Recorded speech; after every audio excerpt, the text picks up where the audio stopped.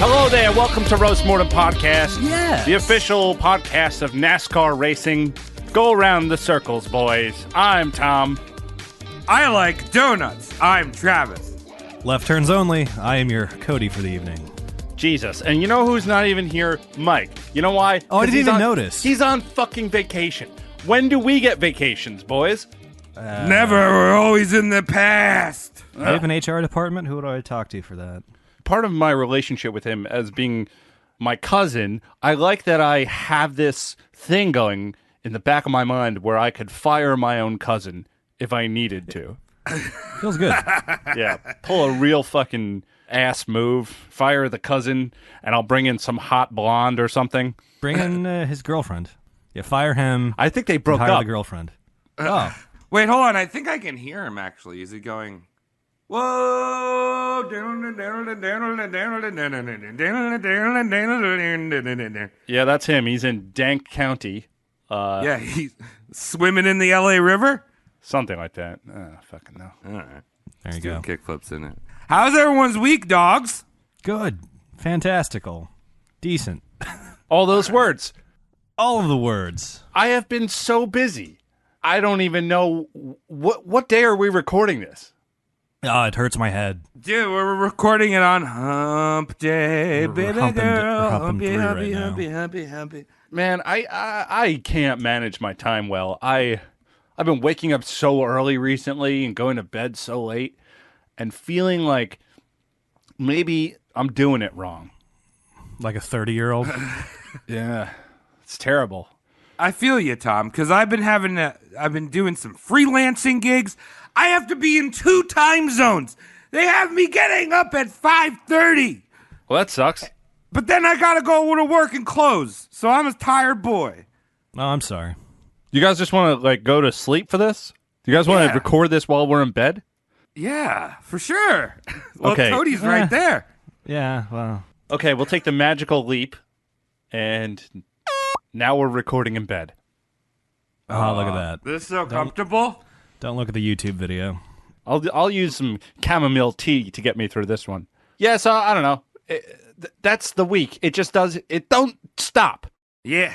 Oh, no. Don't stop, won't stop. And Shrimp.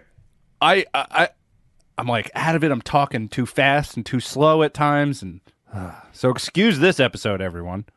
It's gonna be a real what is it, cocksucker of an episode. There you go. Yeah. Well, we're going to be talking about some films when y'all wake up and ask me a stupid-ass question. I just turned to Ice Cube. You did a little bit. Travis, who's on the chopping block for this lovely Wednesday episode? Tonight, we are roasting the great German filmmaker Fritz Lang. Ah, Fritz boy. Fritz. Now, is he Now, Chinese too? Where's that Lang come from? he's kind of got the same thing that I have going on. Like, I'm more susceptible to the coronavirus because of my last name. Right, Oh, Travis yeah, okay, Lee. just hones in. Yeah, it's just Lang would also be susceptible to the coronavirus. Yeah, oof. Even Well, though he's German. and he's dead. Yes, so for any of you film buffs out there, Fritz Lang was the man responsible for one of the first great sci-fi epics, Metropolis. This film was the inspiration for countless sci-fi movies to come. We're talking Star Wars, Blade Runner, probably Fifth Element, best one, Dune, you name it. Okay. I'm going to agree with the Fifth Element. Yeah, because It's good. A city, and it's got Chris Tucker in it. Yeah, he is good in that movie. All right. Over the course of Fritz's career, he directed 44 films, transitioning from the silent era to talkies to Technicolor. Cool. Do you think that back then, when you had a director that worked on silent films and like the really conservative ones who'd never made the jump over to talkies would call those directors trannies? Yeah, like, oh, you transitional. transitioned. Yeah. Yeah. Psst, that's never going to last. This is obviously a mental illness. Oh, my God. It's like, how else Woof. can you berate your actress for not doing the right thing if there's audio being recorded during the take? Right? That, sir, is why you have an editor and a sound editor. Yeah, those That's people are true. useful, I guess. So this whole 44 films, he did all that while brutally abusing his cast, crew, producers, writers, and editors. You are welcome for the segue. Yeah. This man was very egotistical. He was one of those dudes that referred to himself in the third person. Oh. Come on. Hell no. I don't know if I've ever been friends with someone like that. Well, we're friends with Cody, but he does it like when I he's do drinking. second person. I slip into second person. What is second person again? How does that even make sense? Second person is when I say you, referring to like a group. You know what I mean? So if I want to say like, oh, I can't just go outside willy-nilly and lay naked in traffic, I would say you can't just go outside willy-nilly and lay in traffic. It's more subtle. Huh. Like I do. No, I've heard the word. Slip into second person a bunch. No, I've heard Cody come out of your mouth. Oh yeah, it's my name. You got a Cody few beers goes in to you. the- Yeah. I think I do it. Yeah. I do it when I'm aggravated, I think. I don't think I've ever done it on the show. Cody broke his fleshlight. Cody don't like these Taco Bells. Yeah, that's me. So in true egotistical maniac fashion, Fritz wore a dastardly monocle and high leather boots his entire career. But how German? Wow. Yes, how German of him. On top of all that, he was a sadomasochist. He made extramarital affairs almost a sport. And I'm honestly not sure how he didn't have a single child. And also the fact that there wasn't rainbow discharge constantly spouting out of his German bratwurst. Okay, so Fritz Lang had his wang on the Fritz. Whew. Jokes. I make that? them. Wow. Cody does joke. Is that a titty twister? Now that we've unleashed Cody speaking about Cody. Fritz was bottom barfed out into the world December 5th, 1890 I in appreciate Vienna, Austria. All right. So Yeah, he's a not lot of actually- bottom barfing going on in Vienna. Yeah. His full name was Friedrich Christian Anton Lang. Very Mouthful. proper. Yeah, we just call him Fritz. I like That's that, what he Fritz. went by. There needs to be more Fritz in the goddamn world. Wasn't that a derogatory term that we used for Germans? Like, the back in Jerrys? the day? Yeah, Jerry's or Fritz. Yeah, I thought they were Franks. those are French. And it's French. Oh. Frankie boys. Well, I did Jerry's, say the I was Fritz. tired. Well, I mean, basically, because in the Third World War, they're going to make a clone of Frankie Muniz, and he's just going to be the entire army. And they're Yeah, gonna he'll be the deflect Franks. all the artillery with his massive forehead. Yeah. So, his father owned a very lucrative construction business in Vienna, and Fritz used to like to call his father an architect, but actually he was just a builder. Not like there's anything wrong with being a builder, Yeah. but as we'll find out, Lang's pre-war history was very glammed up. Okay. Well, You know what I mean? Like, that's I'm assuming that has a lot to do with making extramarital affairs a sport. yeah. As you mentioned in the beginning, you have to glam up, you know. I mean, like my dad used to massage bricks into buildings. It's got to be my dad used to design skyscrapers that Olympic hippos would jump off of. Yeah, you always gotta, trump up your own fucking CV. It's very Fair true. enough. Get that cheapest cologne, put that fish sticks in your pants so you get that lump. And now you're going to get the cougars. Like cats. Because of the fish sticks. 'Cause, yeah, fish sticks. How big is your cock that Yeah. a fish stick is an upgrade? Let me just tell you, I'm all about the pussies, the street cats that Yeah, follow me around. I'm unsure of the level of... Like, these are triple entendres at this point, Travis. I'm talking about what I do on my Friday nights. I walk around Portland, and I have a parade of cats behind me. You're a disgusting hot mess. Let's keep Yeah, going. is that why I can smell you through the fucking internet right now? All right. So I want to say right now, kudos to my source, Patrick McGillen, for siphoning through all of Lang's personal mythos and laying out the truth in his book, Fritz Lang, The Nature of the Beast. Like, he took all these different stories and he would, like, tell you this is what Lang said, this is what his friend said. And I was like, all right, sweet. That's some good research, dog. So we know that everything that you're going to say is true. Yeah, ooh, I like how Oh, my look at shrimp popped up again. I didn't even send that. What the hell was that? What are you doing? I didn't send that. There was just a shrimp that popped up on screen. Do you have a shrimp virus in your computer right now? I might. So Lang had a virus. It was his older brother named Adolf. Adolf Lang. Yeah, there were other people, not just Hitler, named Adolf. It was a very popular name, actually. Yeah. Until, that one guy that did the thing, and it's not popular no more. Yeah, what? Hitler. Yeah. Yeah, that dude. Mm-hmm. So Adolf was kind of like the Lang family Quasimodo. You see, Adolf had this disease where his body and face was covered in like sores and had scars and shit on it. So Wynn's disease? What's that? Wynn's disease? Yeah, Wynn's disease. So when guests came over the house, their mother and father, Paula and Anton, hid little Adolf in the attic. See, that's unfair because I'm assuming they weren't like the richest people or whatever. So why They're not? well off. They were? Yeah. Fair enough. Well, if they weren't well off, you could easily use that child. You wrap him in some burlap and make him lay on the ground and use him as an ottoman. And at least he could be in the room. I was gonna suggest something similar, but Tom beat me to it. You guys have some very progressive parenting skills going on right now. Hey, look, not every kid's a shining star, but if you got a real dud, make some use out of him. Maybe the hunchback is comfortable to put your feet on. Yeah. Yeah. And maybe he purrs like a cat to get a little vibration. It's a bad ottoman.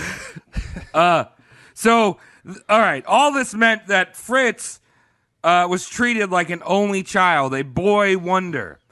And only children can be a little egotistical. I mean, I'm not at all. I'm pretty much selfless. Look at me.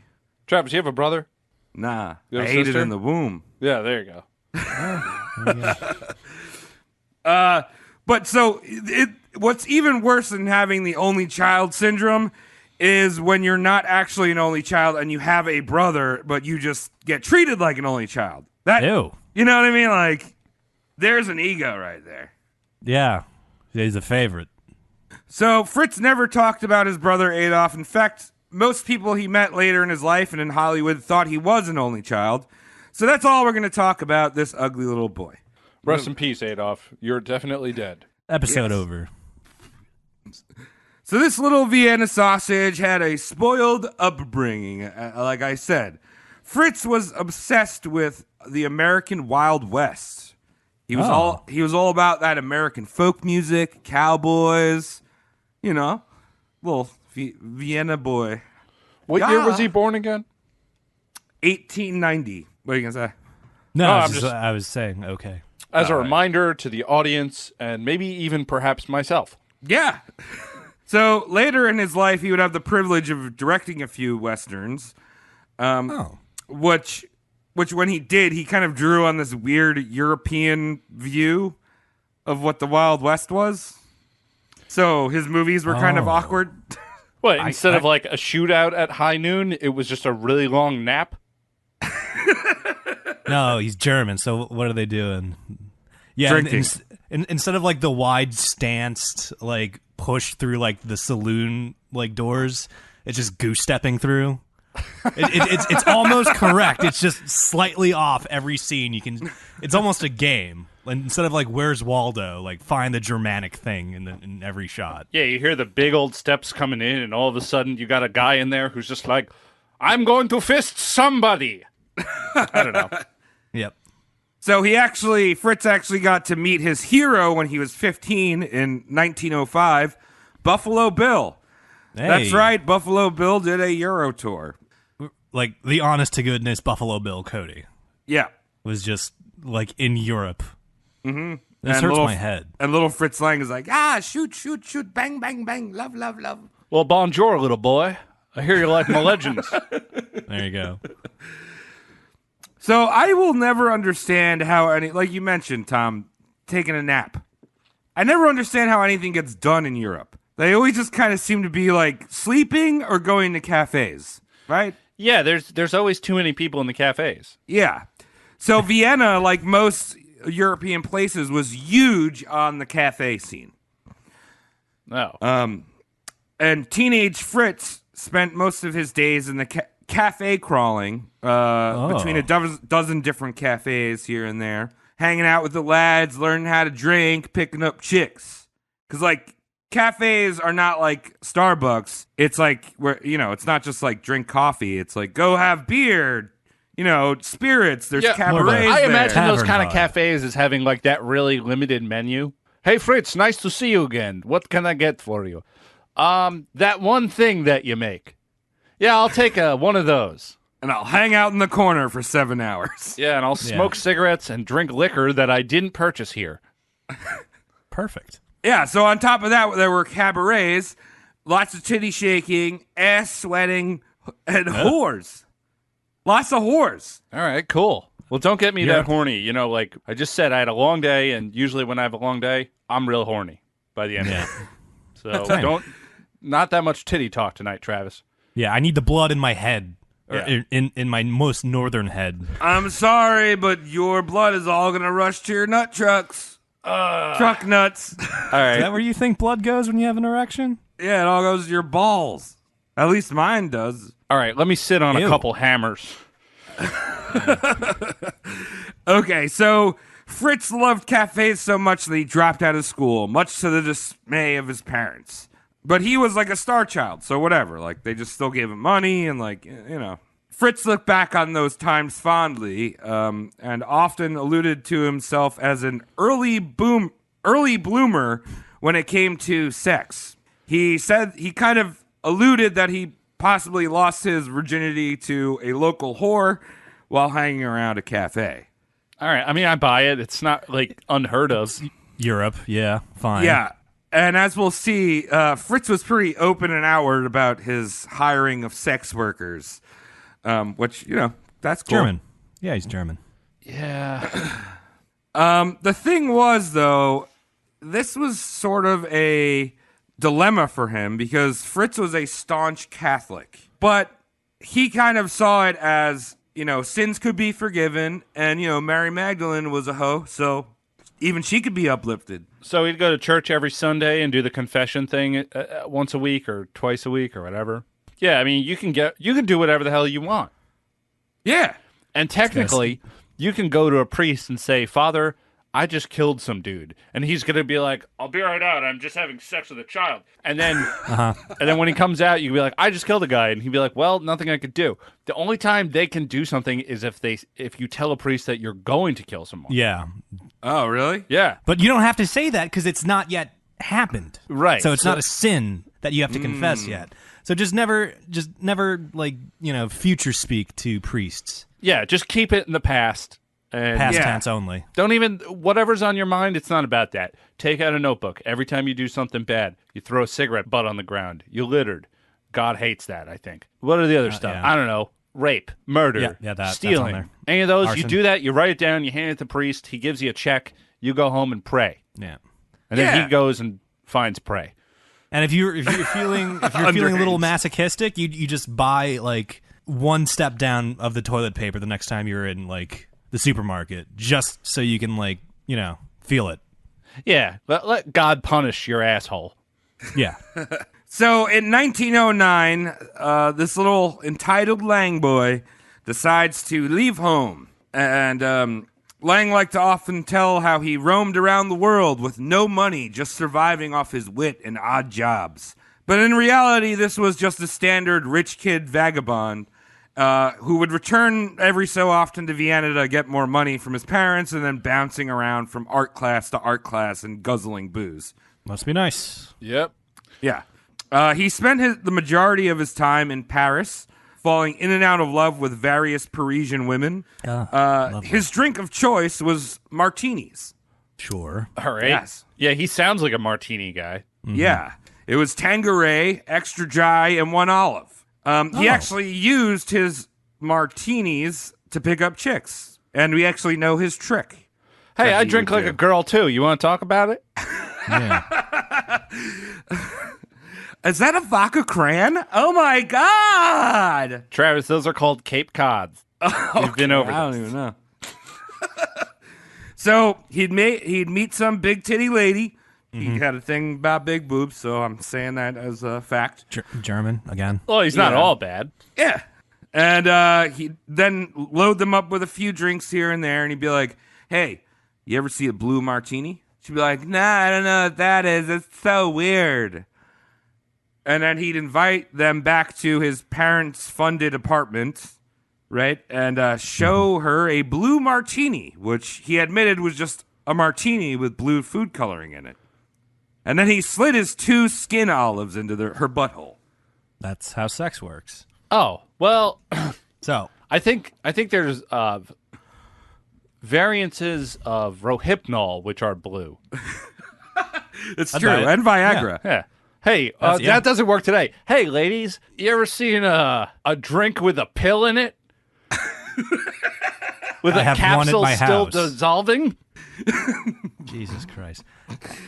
Also, how shallow are the imaginations of Parisian bitches at this point in time? Where it's just like, it's a martini. Just imagine it, but a different color. Yeah, it's not like they. Yeah, go Yeah, ahead. it's not like they live in like bumblefuck and like they don't know what food coloring is. They're in Paris. Just a bunch of Yeah. mongoloids. They're just putting it together. Now, like, we could imagine those things because we have Nintendo Switches and we've gone through a million times of reskinning our avatars and picking new Twitter profiles, pictures, and shit. Back then, everything was boring. Yeah, but they had the color blue, is what I'm saying. I'm not necessarily defending them. I'm Yeah, just yeah. painting a picture of what kind of, like, thick-headed women he was bringing home. And thick-chested. Yes, thick-chested. Smooth-brained. Well, I mean, it's once the chest gets to a certain size, brain doesn't matter all that much.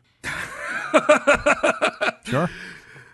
So in true affluenza fashion, little Fritz became obsessed with Far Eastern culture. I'd imagine a few like tapestries up in his pad, right? Like, and he even claimed to have traveled the world, but in reality, he kind of just stuck to France and maybe went to French Algeria once. Oh, that's exotic. The other France. Huh. So he's So- a weeb and he's got a boner for cowboys. Yep, All right. Cowboy Fine. Bebop. There you go. So during his life as a bohemian artist, World War I happened, dog. Look at that. Whew. He's in Europe. That's where it happened. Yeah. All of a sudden, Fritz is swept up with a wave of patriotism.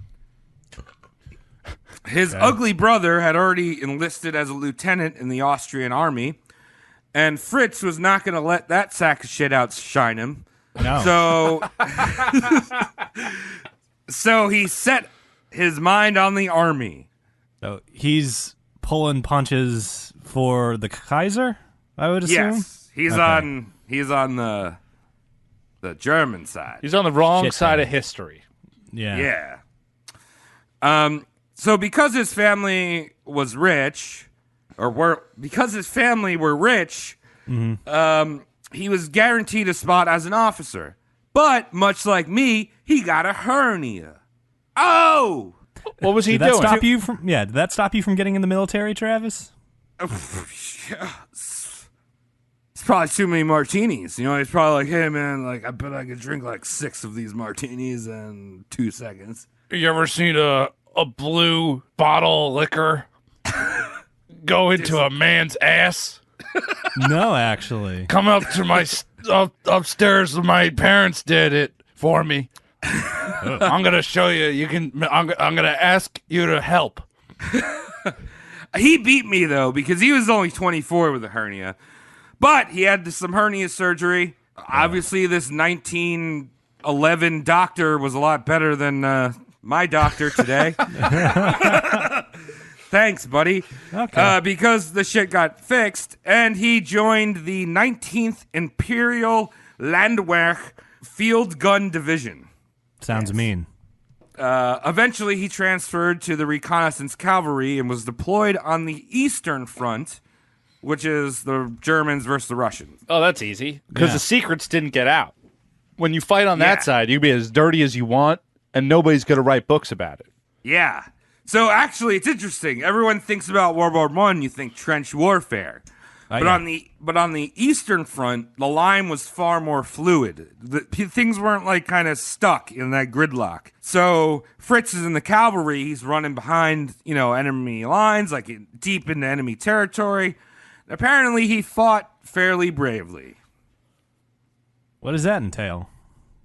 It entails getting wounded a few times, 2 silver medallions for his bravery. And in 1916, he was knocked from his horse by a piece of shrapnel that caused permanent eye damage.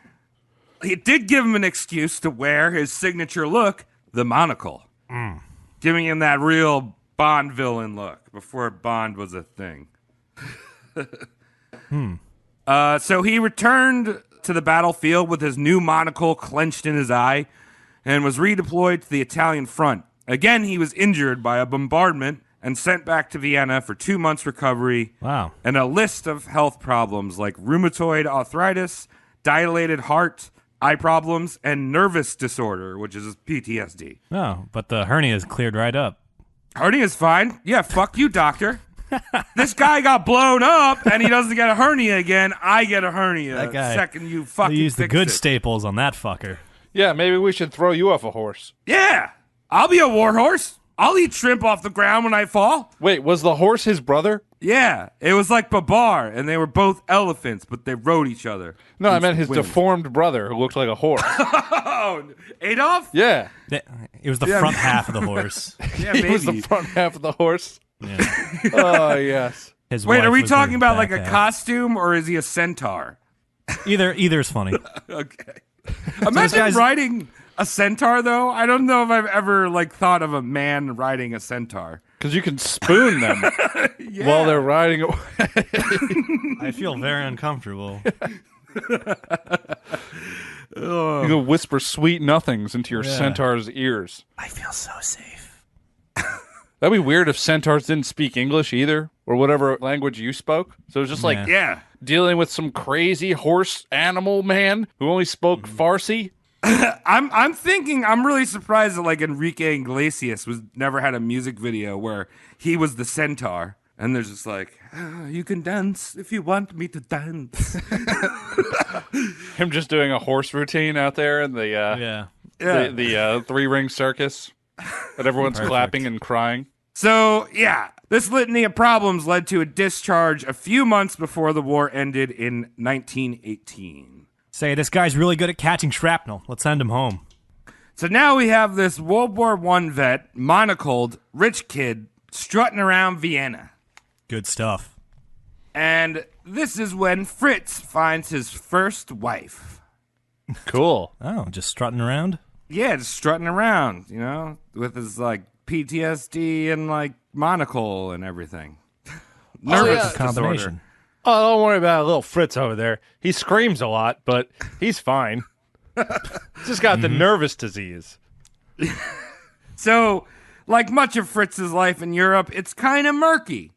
And by murky, all we really know about his first wife, in terms of her name, is just the initial L. Ooh, mysterious. Just L. Well, hang. Yeah. So, Fritz never talked about L later in his life. People always thought that he was only married to his second wife. But more on that a little later. The author of the book I read did some digging and believes that her name may have been Lisa Rosenthal. So there you go. Yeah. Fritz, being the spoiled artist at heart, starts to get interested in film after he met producer-director Joe May. What did he do? Did he do Field of Dreams? Yeah, he hung out with Rosie O'Donnell. Wait, that wasn't Field of Dreams. That What was the League one of where Their she- Own. Yeah, League of the Dreams. That was League of Their Own was just out of shape women. Field of Dreams was a man who thought corn was baseball. And ghosts. Yes, spooky ghosts. And Ray Liotta didn't have shoes. Yeah, let's just say that Joe May made League of Their Own and Field of Dreams back in the 19 teens. Awesome. Sure, why not? So Lang becomes a dramaturg or story editor. I hate that word. Yeah. You just like made me realize that word exists, and it's just like, fuck. I hate Dramaturg? Yes. Dramaturg! It's like calling an author an auteur, and it's just like, dude, you're a story organizer. Shut up. Yeah, so that's actually interesting because remember, this is 1918. Yeah. It's the silent era of films. So there wasn't really script writing. It was more like writing what the scenario's about, and just like, what are we going to see? You know, Right, it's one guy with a whiteboard and a Sharpie that can't be removed from said whiteboard telling a bunch of poor people how they should dance around after they've been covered in dirt and straw while men are throwing props at them, i.e. asbestos bombs, for effect. You just use the dry erase marker to get rid of the permanent marker. But they didn't. It's one of those They things. didn't know that. What? They didn't know that. Well, This yeah, is a I long mean, like- time ago. Okay, yeah. You got to remember, the can was invented years and years before the can opener. So I'm imagining the dry erase board was invented years and years before the dry erase marker. Perfect sense. Thank you. Yeah, that makes sense. Mm-hmm. So exactly, that's what Lang's doing. His first film that he ever wrote was Lilith and Lie, which is now lost to time. We don't know what the movie. No one's ever seen it. Fuck recently. time. Lilith was the evil bitch in the Bible. Yeah. Well, maybe Oh. that's where it is. It's in the Bible. Just look in the Bible. That was Eve's like half sister or something, giving Adam a tuggy. Like, you don't need to be in that Garden of Eden. I get you covered right here. Yeah, so it's probably based on experience from Lang's time in the cafes. Yeah. Little Lilith. Quickly, Lang realizes if he wants to make it in film, he and his wife Elle have to move to the film capital of Europe, Berlin. Cool. So by late 1918, him and his wife moved to Berlin. And now I don't know if you guys have seen the Netflix show Babylon Berlin. It's a great show. Huh. No. Check it out. I will. But it's all about the Roaring '20s in what a period called the Weimar Republic. This is where Germany was really, really poor because they were paying for World War I. You know, they had huge war reparations Yeah. that actually they only finished paying off about a decade ago. Which is Of our bullshit time. that they had to keep paying them off after World War II. Because the only reason that started is because we made them pay for the whole tab. Yeah. So I mean, yeah. I feel like maybe because they did World War II, it's like maybe we'll let it slide sooner, but you guys fucked up in World War II. I'm not justifying Nazis and shit like that, but the reason they were so fucking oppressed was they had so much debt. Yeah.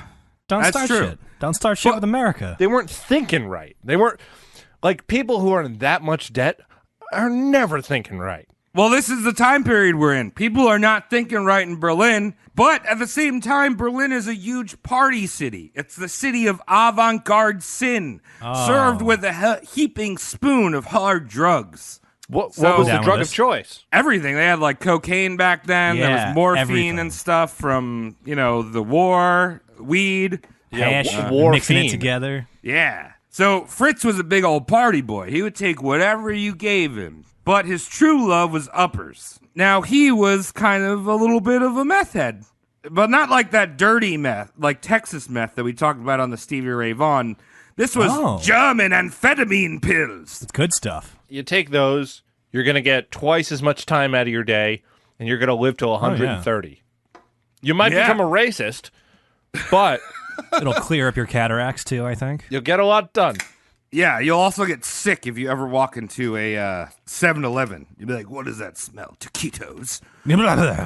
There's so many dirty country varieties in that taquito cuisine. It's got American influence, I smell a Mexican influence. All right, well, let's get those Jews, and then we'll talk from there.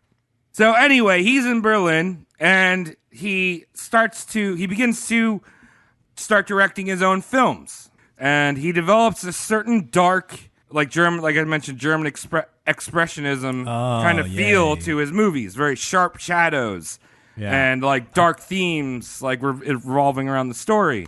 High contrast. Film historians actually call that now Langian. Ooh. So he has his own term. So he was doing something right if he gets his own term. Yeah. But also, keep in mind, remember, this is back when everything you did was groundbreaking because nothing had been done. You know what I mean? Yeah. Yeah. Nothing's Sorry, go ahead. You're breaking ground if you're the first moron eating a cow pie. You know what I mean? It's just like, I'm doing it. Yeah, the LA Beast broke ground when he, ate glass or something. No one's done that before willingly. Yeah. I don't know. Like, it's very easy to say that in hindsight because all the shit that we do now, it's super easy to just do it. But back then, they were like I said, thick heads, real Neanderthal-like. Mm-hmm. Everything was simple, like complex. Like right now, you can give a 13-year-old kid a 1,000-piece puzzle, and the only reason they wouldn't complete it is because they didn't feel like it. Yeah, there's an iPad. Right. Okay. But back then, you got to give people, I don't know, maybe a 30-piece puzzle, and they might not be able to get it. Yeah.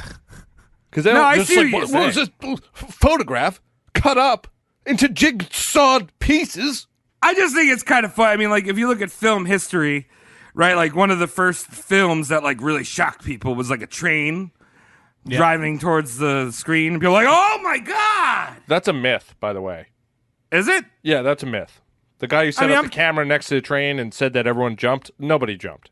He was the PR guy. He's a hype man. Yeah, hype man. That's a hot sack of shit that people like Leonard Maltin tell you so you believe in the magic of film. Which, in its entirety, the whole industry can get fucked. Well, you're going to like the rest of this episode, especially when we get into Hollywood. Great. Right now we're in Germany. So, Lang's first big breakout film was Die Spinnen, or The Spider. Okay. This was a story about a sportsman explorer that sets out to a vague Asian temple to find a treasure. But guess what? There's tarantulas in there. Oh, and then and an antagonist I see to the story. Yeah. Spiders. So what did Tobey Maguire do? Dude, he was just hanging out. He was like, "What up, dog?" Just having a beer with the spiders. Yeah. Yeah, there was definitely one of those close up on his eyes. You know. Yeah, with the lighting going through. Yeah. Oh my God, spiders. Don't touch them. We haven't invented pesticides yet. Oh. Yeah, pesticides back in the day were boots. Just a can of Raid that when you sprayed it, just buckets of little boots came out. Yeah.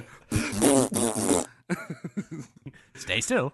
So after The Spider, Lang was actually approached to direct The Cabinet of Dr. Caligari. Wait, that is also familiar. That's also another huge German expressionist film. One of the most influential like horror movies of all time. I mean, sure, there was some horror movies before that, but this one really was super stylistic and cool. It's directed by Robert Wine. Yeah, I watched that on Netflix a while ago. I don't think it's on there still. I need to know what it's about, so I need my memory jogged. I honestly turned it off halfway through because they didn't say shit. Cabinet. Hey, Travis, why don't you unplug all your dumb shit that's listening to you all the time? Yeah.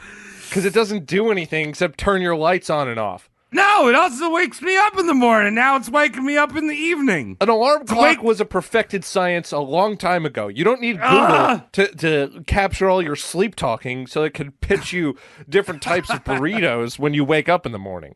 Oh, you know what? Sometimes I just need to know, are the taquitos ready at 7-Eleven? Yes. Wait. They always are. No, sometimes they're not ready. Go for a walk then. No, that defeats the point of a taquito. How convenient is that if you have to wait, Tom? All right. So anyway, if you can sit through it, because I know watching a silent film can be a little bit challenging nowadays, but put on Dr. Caligari, it's cool. Yeah. Gotcha. Gotcha. Gotcha.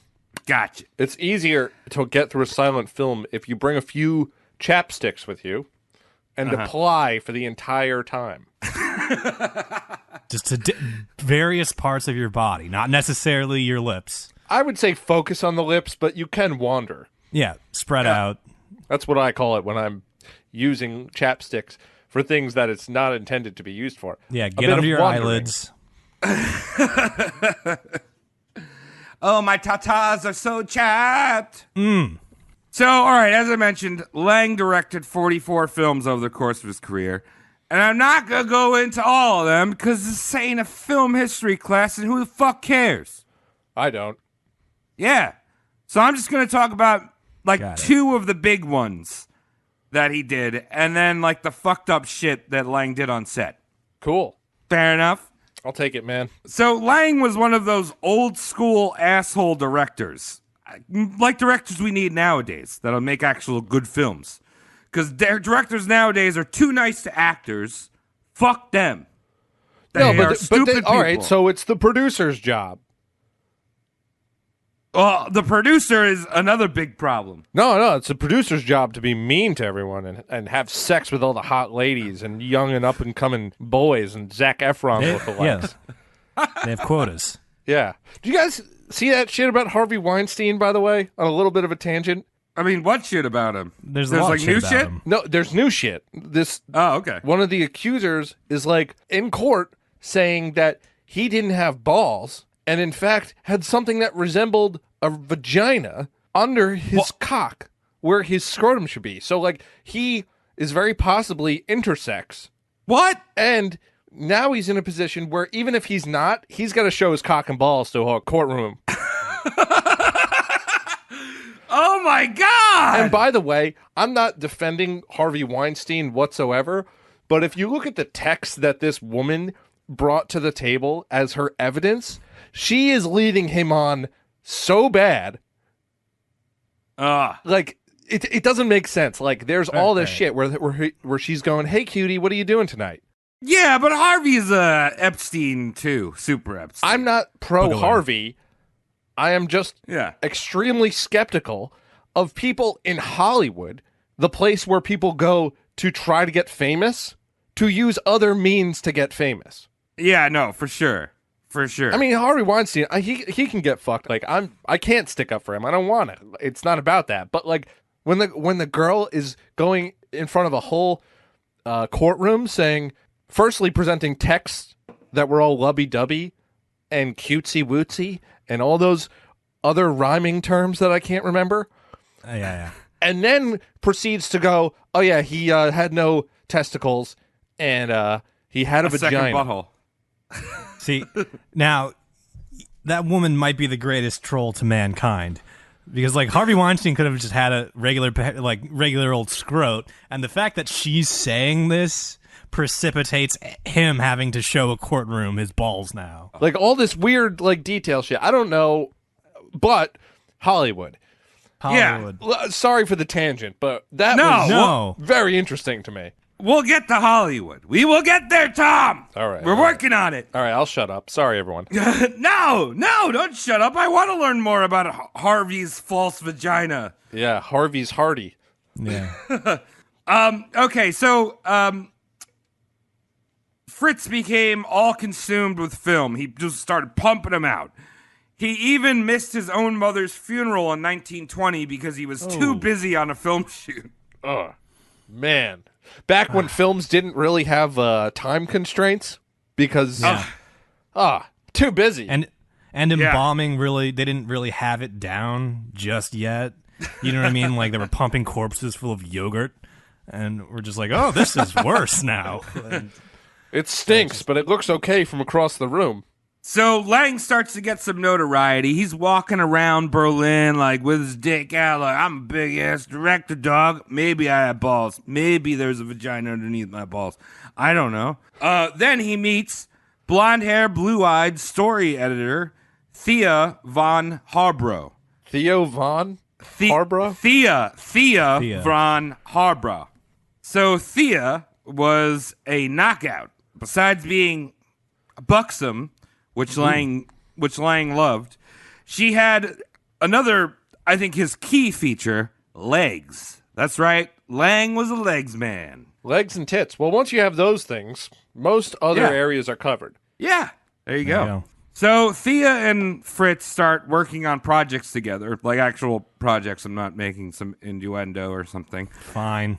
They start tag teaming pre-production, creating amazing stories that Lang would go on to direct, all while mashing themselves into each other and making their hard parts hard and wet parts wet. So projects. Projects. Okay. How interesting do you think it would be if we, in the middle of this film we're working on, Hear me out. we put a mattress commercial? And on the mattress commercial is you and I Oh. bumping our legs. Is that what old timey sex was called? Bumping legs? I've heard bumping uglies, and that just tickles me pink. Yeah, I didn't want to imply that she was ugly or he was ugly, and No, I think just I've heard uglies too many times. Maybe that's Yeah, why I but- didn't say it. Maybe I'm wrong for thinking that though. Just squiggling your spaghetti legs. Yes, us just sound is jousting about at the the same. knees. Oh yeah. So things between Lang and his wife Elle were not going too well. By the way, Thea wasn't the only chick that he was getting it with. He was never like a faithful husband. So like I said, like Lang always fell in and out of love very quickly. And during one argument with his wife, Elle, in a Paris hotel, in front of producer Herman Milowski's wife, who's a producer. Did I say that? I just fumbled through that whole thing. Yeah, the So, sentence was yeah. actually a huge fumble.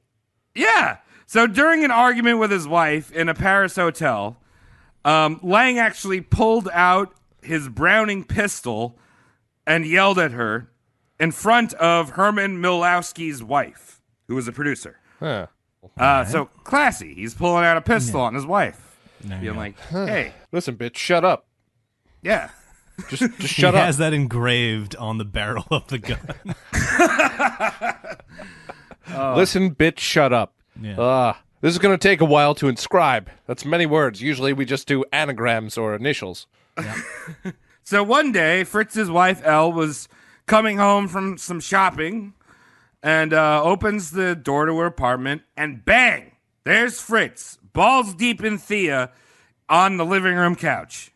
Classy. And by the living room couch, you mean brother Adolf. Oh yeah. Ah, Kind of kill blends into me! the furniture.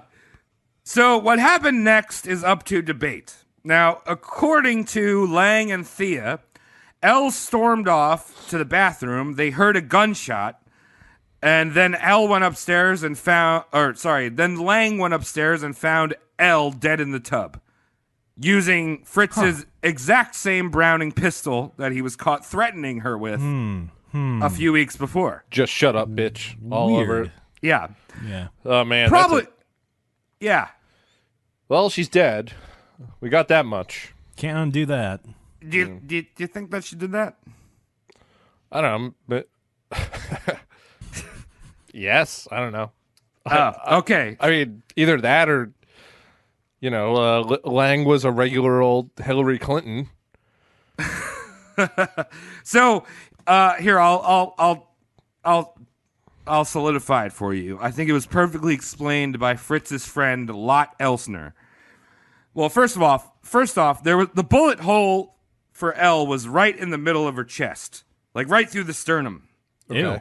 Yeah. So, Lot explained that there was no way that there was foul play, and he said, "Of course she killed herself. That's why she shot herself directly in the chest. She's so proud of her perfect breasts. The young woman could not pull the gun on her left breast. Instead, she shot in the middle, so she wouldn't mess up her rack." Yeah, always leave Because it you up need to those when you're dead. always leave it up to a guy named Lot to tell other people what women are thinking. Yeah. Especially about their own breasts. I'm pretty certain that if I had breasts that were beautiful, but I was also, let's say, in a way to kill myself, I don't think I'd be thinking breasts at all. Yeah, but also who shoots themselves in the chest? I can see you the know what I mean? dramatic Like- effect, a little bit of this, a little very, like, if Shakespeare had guns, that's probably how he would use them. Yeah. I say I will off myself. Yeah, exactly. Really, there aren't organs behind that except for like your brachia. You know what I mean? So like that's just drowning in your own blood for a few minutes, I feel like. Right? Yeah, I don't know. Yeah. I've never done it. It's so- just lungs, yeah. Yeah, you could probably live through that. For Yeah. a few dumb minutes.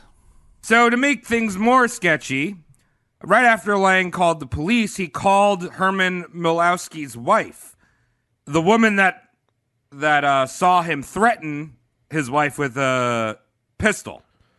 Right? So he's like, "Oh, I have terrible news. Elle just killed herself with my pistol that you saw me threaten her with the other day." Yes, the one that's engraved. Shut up, bitch. And I couldn't have shot her. My monocle was downstairs. I can't aim without my monocle. This is my reader monocle. Shut up. I used my monocle as a butt plug in Thea's butthole. Yes, we were preoccupied. You see, I was balls deep in another woman when my lovely wife ran upstairs with her perfectly nice knockers and shot right between them. With my gun, of all things. So because Lang was such a big deal, he was able to sweep the investigation under the table. Police ruled it a suicide, and Lang quickly held a funeral in the coming days, quickly enough where Elle's parents couldn't make it up in time from Vienna to question the murder.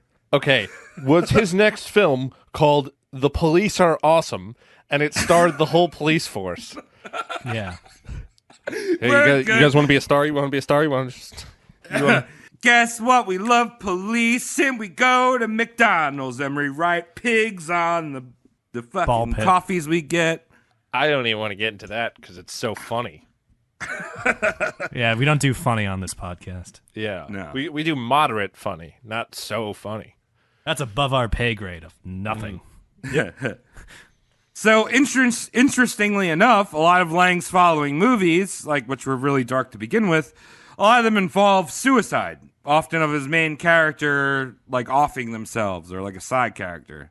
So it's like, see, look, suicide. I know about that. I've seen it. It's terrible. Seen it. Well, it's a great way to end a movie. Yeah. If you're like stuck, if you're working your way through Act 3 and you just can't wrap it up, oh yeah, Hillary Clinton. Yeah, gotcha. Shortly after this, Lang and Thea get married. Oh, convenient. They then work together on another action adventure epic called Dr. Mabuse. Yeah. Okay.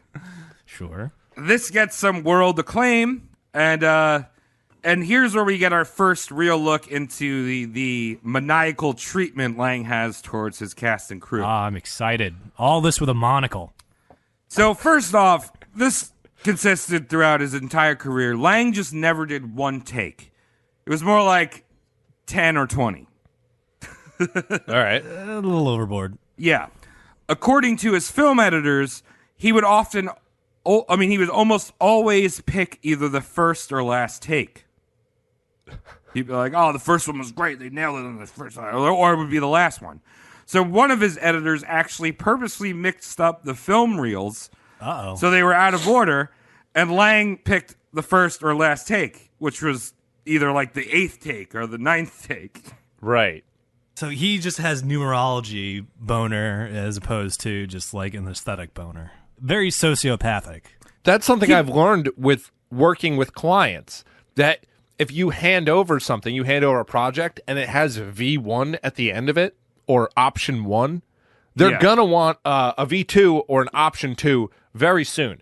But if you just name it and send it to them, they just ask for some changes, and then that's it. Well, because they want to prove that they have worth. Yeah, but if you set them up with a number 1, then their minds go crazy, and they This change needs to all get your to, work. like 3 or 4 at least. Yeah. Yeah, they do a bunch of like minuscule changes that don't really change the product at all, and they Yeah. just bust your fucking nuts open. Yeah, so also keep in mind when I say Lang is doing like 10, 20 takes, this isn't digital camera times. No, this is where you're spending money on film that has to be developed. You know, that it's not just like, oh, let me just do 1,000 takes on my phone, bruh. It's like, nah. And also those lights back then, like lights today are hot. Back then they'd like melt your face. Miniature suns just in the room, and everyone's seemingly okay with like the open fireball cooking everything in the room. But a lot of times Fritz would redo things, especially if someone was like getting beat up. So by the time they're on the last take, they're actually like fucking hurting. Like some guy broke his hand on set because he was banging on a door. And just to like piggyback on what you said, it's kind of like ass backwards that he favored like the first or last take, because statistically speaking, the best take is usually your second or third, because like the first take is usually like the dry run getting out of the way. Yeah. And by like the fourth or fifth take, people are just winded and they seem monotonous in their acting and performance. So usually like the butter zone for good take is around 2 or 3. There you go. There's a little film info for you. Yeah. So it's just like, it's very weird that he's picking the polar opposites of what is known to probability to be acceptable. So during this Dr. Mabuse, there's a gunfight, and there's a lot of people running for cover, right? There's some gunfight in a crowd, right? And Lang is like yelling at all these groups to like move from here to there at one point to the next, and they weren't looking frantic enough. So Lang picks up the rifle, which was shooting blanks, loads it with live rounds, and then starts firing it a few feet above the actor's head into like a nearby door. And actually there were a few minor injuries from the bullet spray produced by the wood splinters of Lang shooting at this door. Shrapnel. He, by being such a monstrous asshole, he invented method acting. Yeah.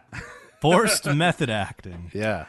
So during another scene, Lang wanted to recreate La Botelli's, is that how you pronounce it? Birth of Venus? La Bocelli?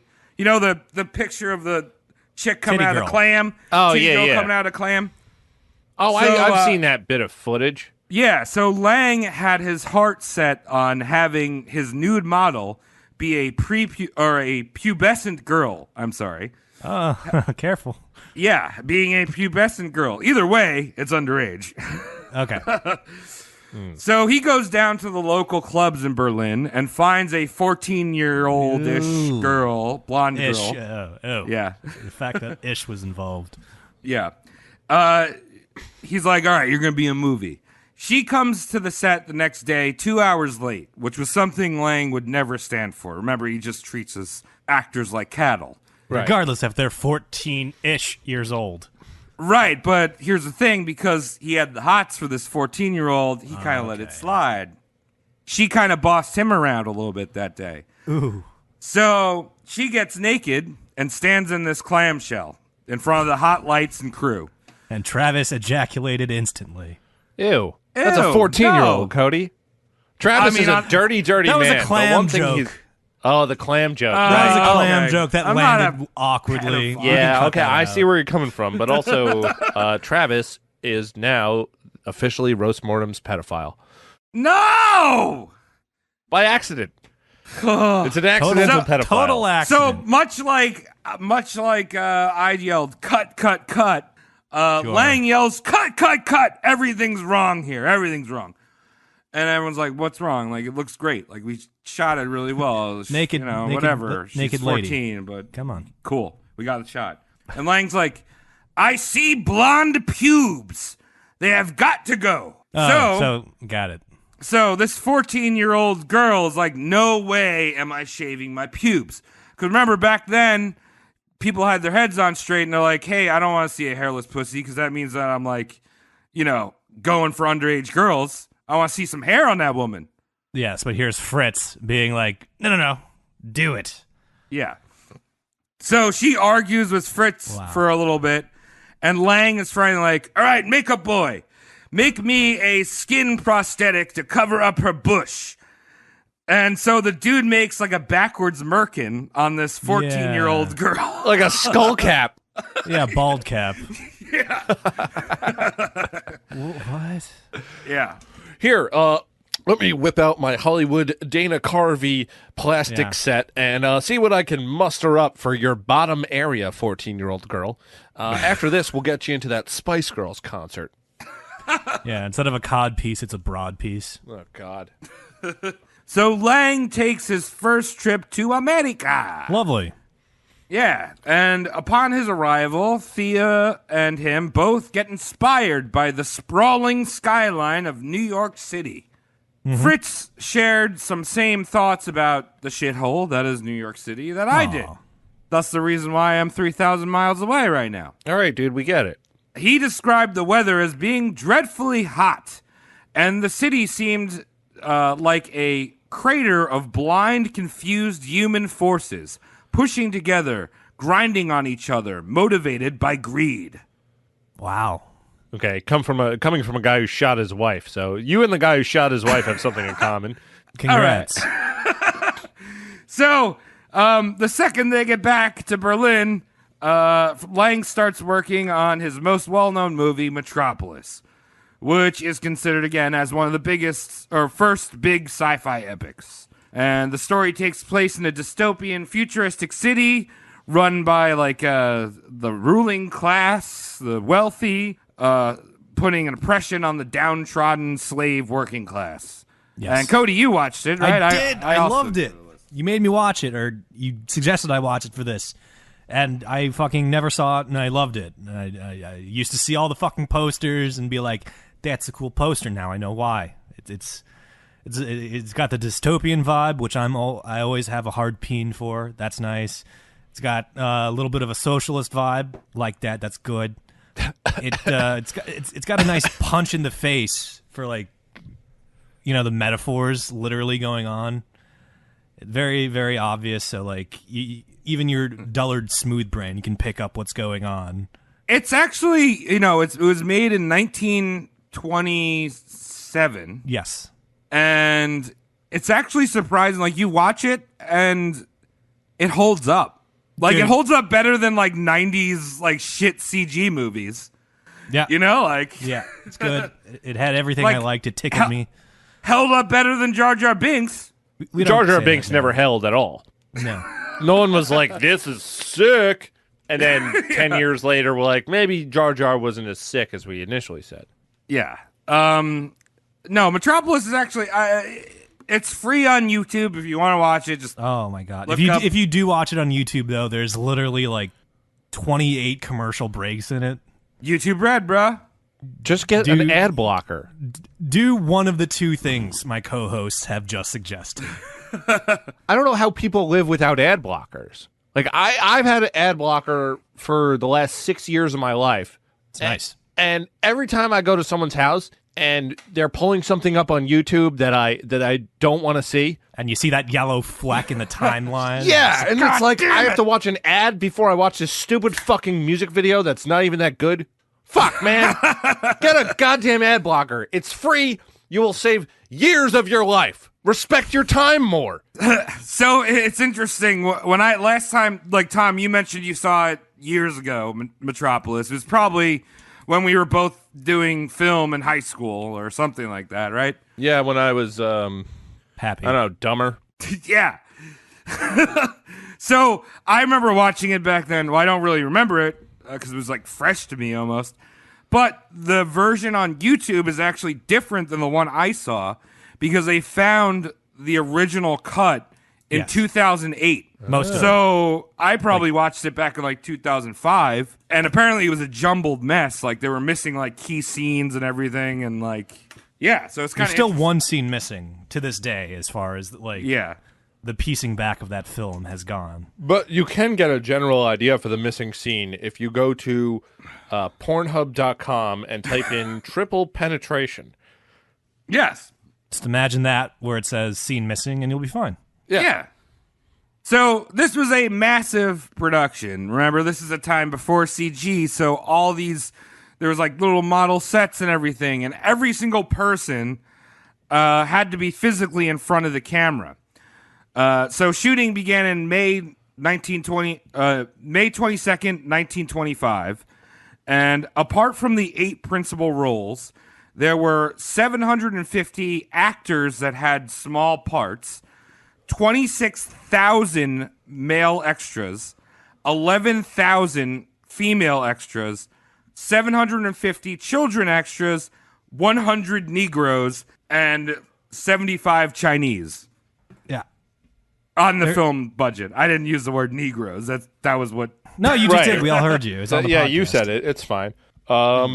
It's interesting that, well, it's not that interesting, really. People just were down to do whatever. They wanted to be around famous people and shit. You know, like we talked about on that one episode where Alfalfa went to Times Square or something, and the whole place blew up. And there was 100,000 people there. You put out some flyers, say, hey, you want to be in a movie on Saturday? You're just going to get 11,000 people. Well, yeah, also, and they were like paid something. And remember, like you said, Tom, like Germany, it's like post World War One, they're poor as fuck. Right. Like you can feed them, like give them like a banana, and they'll be like, "That's great. I'll do a week's worth of shoot." Ooh, nom nom. So Fritz, as I mentioned, was terrible with his actors. His principal actors were treated like shit, doing hundreds and hundreds of takes. One of the actors I mentioned before banged his hand so hard on a door because of doing like 20 takes. His hand was broken.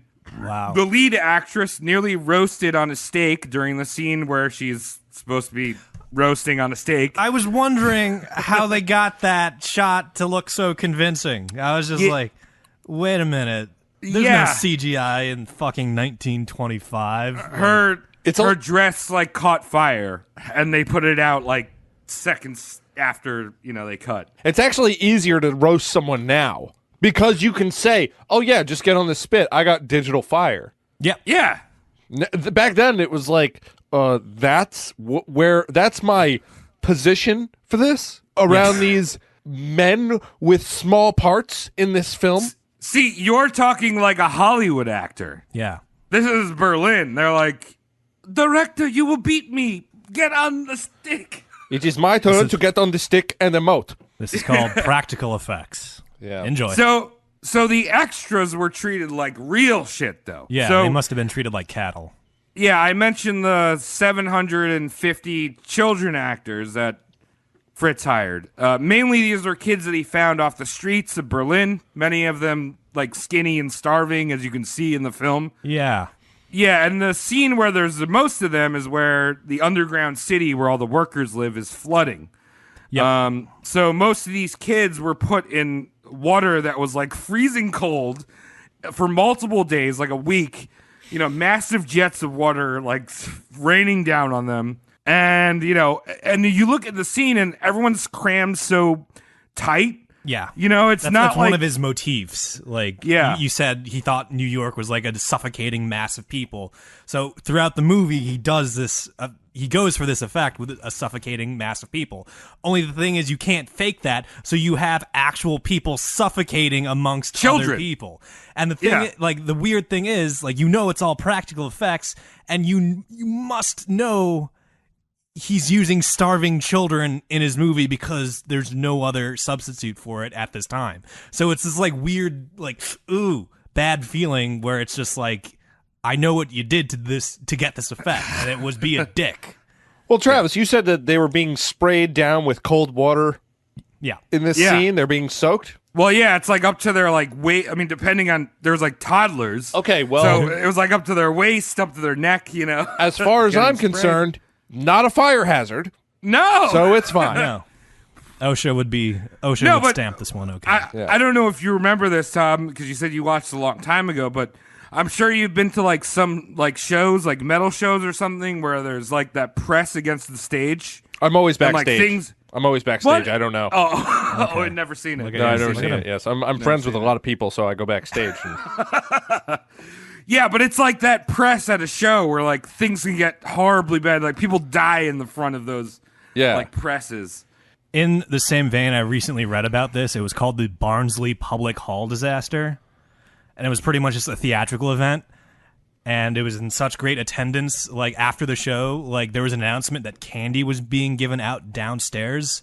So immediately, like all of the children rushed downstairs and crushed like themselves in the process. Oh shit! Yeah, so like 40 kids died because like the 80 kids behind them pushed them into like a door that was bolted open that way.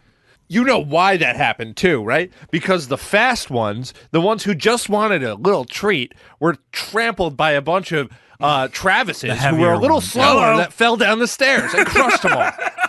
Yeah, only the biggest will survive. Yeah, so the ones who had plenty of candy were the ones who killed the kids who wanted a little candy. I want a Critzy Roll bar. Give me it. Yep. All right, so there's another scene where there's this weird flashback where they're building the biblical Tower of Babylon. Now, they shot this in the dead of winter, and it involved 4,000 men who were almost entirely naked, carrying boulders, real boulders, not styrofoam like guts shit. Oh, yeah. And they were all bald. So first of all, he had to shave 4,000 men's heads, which required 100 barbers, which took about a day just to do. And then these men were just like laboring for hours in the cold, like sloughing boulders up a hill. Oh And yeah, they like, yeah. They had shoes? And they like, they actually like almost walked off set. Like there was like almost a set insurrection that happened there. A mutiny. Yeah. You know what? That's whatever. You signed up for the job. You got to do it. Yeah, so like we kind of touched on it before. Why all the retakes? So Lang demanded realism. One of his friends on the set, I say friends, he didn't really have many friends. Yeah. But one of his friends on the set of Metropolis said that malicious tongues whispered that if he could have, Lang would have gladly, without scruples, have someone really shot, stabbed, strangled. For, say, an execution scene, murder, or suicide. Huh. Then he'd be able to film, guaranteed for real, the death throes of a human being before their life was blotted out. Yeah. Anyone want to get married? Anyone want to get married so I can kill you? So the film took 310 days and 66 nights to complete.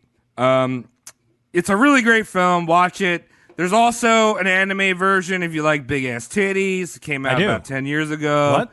Yeah, Metropolis. Check it out. I will. Fuck. So, yeah. The next big film Fritz did, and this is the second one that I'm kind of going to bring up, is the movie M, which came out in 1931.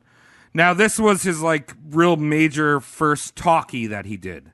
Sick. The story took place around a child serial killer. It was based around something that was actually happening in Berlin. There was a dude walking around killing kids. All right. Okay. Oh, not a child serial killer. I was going to ask you to clear that up. Like a serial killer of children. Yeah, that So happened. not a Chucky. Yeah. But Chucky was a doll. Yeah, You're but thinking of Damien. There you go. Yeah, that dude, Damien. like, killing Tom's got people. the assist. I Yeah, think. so Lang discovered Peter Lorre for this role. You might know him. The guy with the bug eyes. It's like, hello. Oh, Like, Igor? I feel like he's been, like, if you watched Animaniacs, you know who Peter Lorre is because they always used to, like, do a version of him. Yeah, yeah. the old Bugs Bunny cartoons used to have him in there a lot. And he's got that face. You know for a fact if he didn't get this acting gig, he'd be working at a Domino's. In fact, I want you, all the listeners, to do me a favor and type in Tate Domino's, and you will see a man that looks like he is his son. I'm so curious. Domino's? Tate Domino's, and then compare the man who comes up in the images to Peter Lorre. Oh, yeah. Fucking Tate. What a good boy. That's Peter Lorre's son. Grandson. Oh, man, I saw that commercial, and I was just like, it's goddamn Peter Lorre.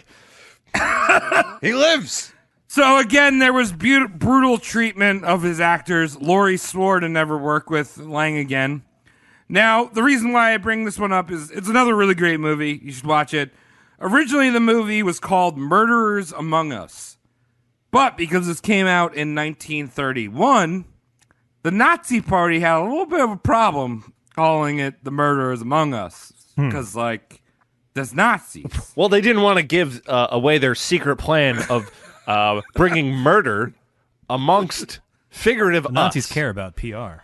Yeah. So the Fritz Lang and the Nazis is a complicated and obscured subject. Fritz had taken German citizenship in the 1920s and became a very proud new citizen of Germany. Peter Lorre, while living in Hollywood, said that Fritz and Thea hung a swastika banner outside of their apartment during the 1930s.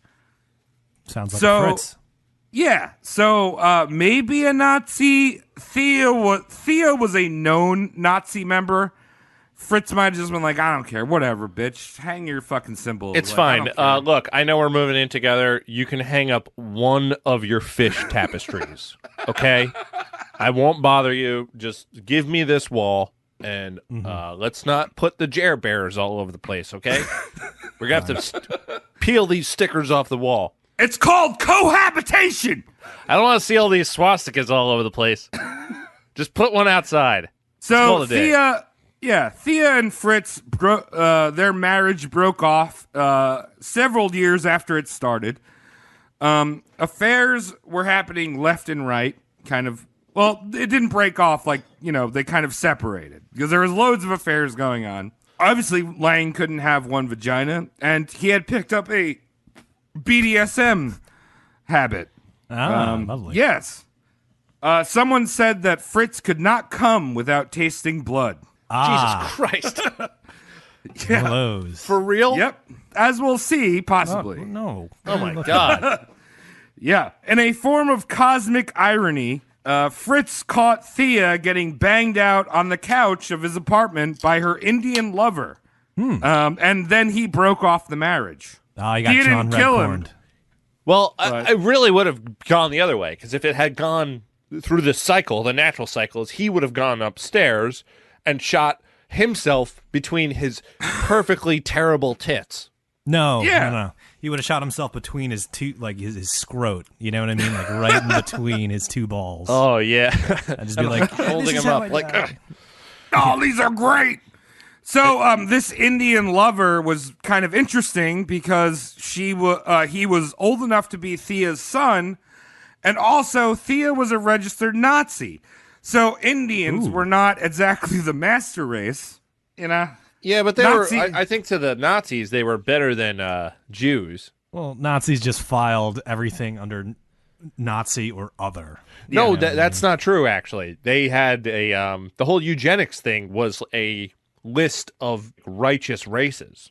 So, like, the Japanese, the reason they were good allies, because they saw them as being, like, these really honorable, like, clean people. And they were like, oh, your race is like our race. Yeah, well, we'll get into the scruples of the Nazi Party and their eugenics program in just a bit. Yeah, You're jumping the lovely. gun, Tom. Yeah, throwing the word scruples around when talking about Nazis. Yeah, a couple of scruples we gotta really bang out here. Unfortunately, History Channel has been overrun by Dropping the pawn shop ball. shows, so we can't revisit it there.